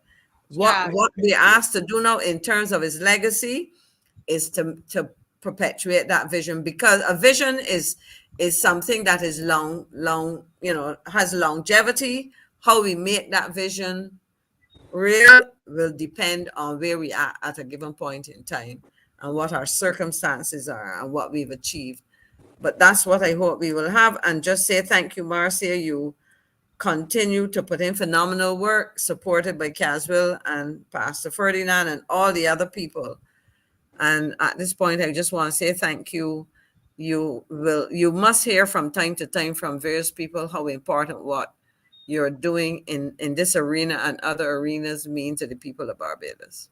Yes, thank you, Ms. McLean, and to our general, that we are so indebted to Caswell Franklin. Somebody's saying that Caswell and Errol Barrow, that the person wrote it, they were about the same age, and to think that all that Mr. Barrow, accomplished the vision. I love, Ms. McLean, we need to have a talk about this walk that we want to do on Saturday, because I think there's an element of us remembering him, not just say, okay, the father independent, but the kind of vision that he had for this country. And I think of Mr. Franklin and the legacy that he will leave in Barbados, so the work that he has done. Sir, we are indebted to you, really, for what you're doing for Barbados. Thanks, Marcia. But my legacy are the 4 children that I fathered. I prefer them to be my legacy. I work. I do things for people, but I don't need to be busy for it. But what I want though to tell people here is that this march is very important. Coming on the 1st of June, and Marcia said it. Our BARROW died on the 1st of June. We who benefited from BARROW's vision, and I did, because my father had 15 of us. And I don't think he would be able to get me at the common mayor if BARROW did not provide free education to people who passed the common entrance. What we used to call it, what we didn't know better, but we used to call it screaming test. And I wouldn't have gotten common but for BARROW. All right, I will never forget that. So a lot of and he created what these people are now trying to destroy, the middle class in Barbados, because we had rich and filthy poor. Those were the two classes we had in Barbados when BARROW and to some extent Grandy Adams came in. We had rich, filthy poor. BARROW changed that. He provided opportunities for what became now the middle class. That is not a legacy that can easily be destroyed, but this government seems to be trying to do it. I well recall when I was in the Senate, I said to them when they put this Republic Day, they wanted to put it on the same 30th of November. I said that they were trying to destroy BARROW's legacy, that they were trying to take BARROW out of independence. So because this current administration seems to want to put themselves in place, want to be, when anybody refer to Barbados, want people to say, oh, me want this place. My son tells me traveling the world, and when people ask him about Barbados, he says, Rihanna. And they say, oh, yeah. So that she wants them to say, Mayor Motley. So she will destroy anything. And the thing is, this is a woman who came out of Barbados Party, Don't nobody fool you. She didn't grow up and cut her teeth in Barbados Labour Party.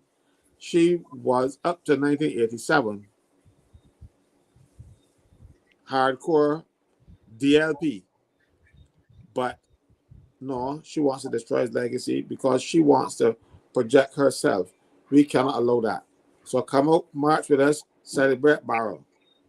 And because people only say, but young people know when they ask about everybody say father of independence. And what does that mean? We got to show them and tell them what BARROW did. That's just the father of independence. Because let me tell you something. Nobody had no intercourse and fathered Barbados. So this father of independence, this is an American concept that they imported and feeding our children. We even hear about First Lady and all kind of stuff. We don't want this. We want BARROW to be our national hero, the first Prime Minister of Barbados, and we want to celebrate that. I will celebrate it because I spoke to BARROW about 3 or 4 times in my life. So we weren't buddies, but I owe him a debt. And my payment is to make sure that his memory is not shunted aside. And I will be there at that march, God willing, to celebrate BARROW and fight against the cybercrime bill. I can walk and chew gum at the same time. Don't worry. Yes. Thank you so much, Mr. Franklin. And tonight I want to thank everybody for joining us tonight. We really appreciate that. Right, I was turning off your microphone because I heard your voice coming through. I actually wanted to interrupt you deliberately. I have just received news that the World Health Organization pandemic treaty has officially failed to pass. Okay. Yes, Wonderful. I just got it. It has refused to pass. Yes, wonderful. We'll talk more about that. But Yes. thank you so much. I wasn't sure. I heard you're talking, but I wasn't sure if you're Yeah, trying to speak to us or it that's was okay. off air. All right, That's okay. thank you so much, everybody, for joining. That's great news.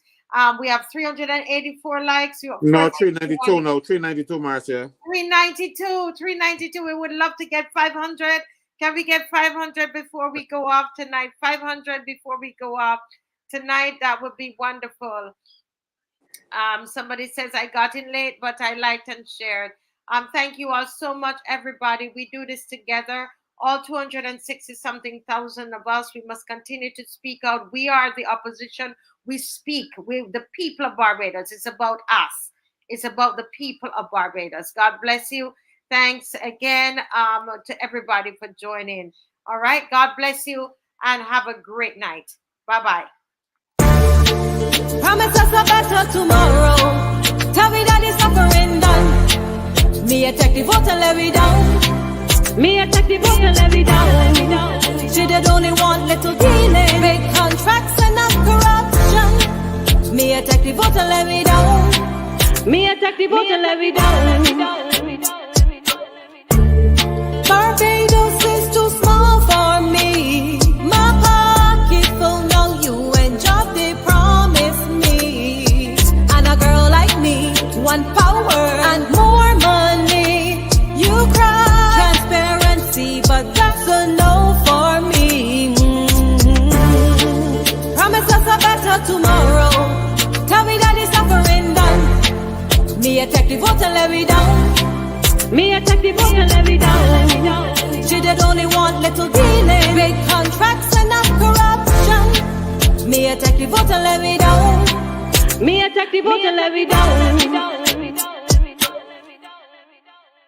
That maths nor English, English, English, English, English. Pretending to be good, pretending to be good, just pretending to be good.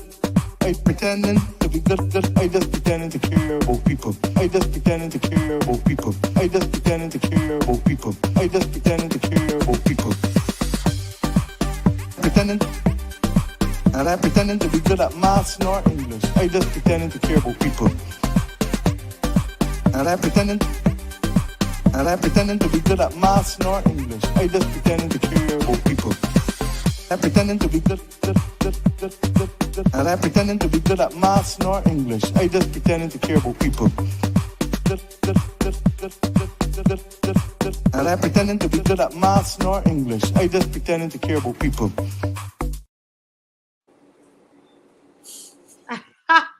Oh, wonderful, guys.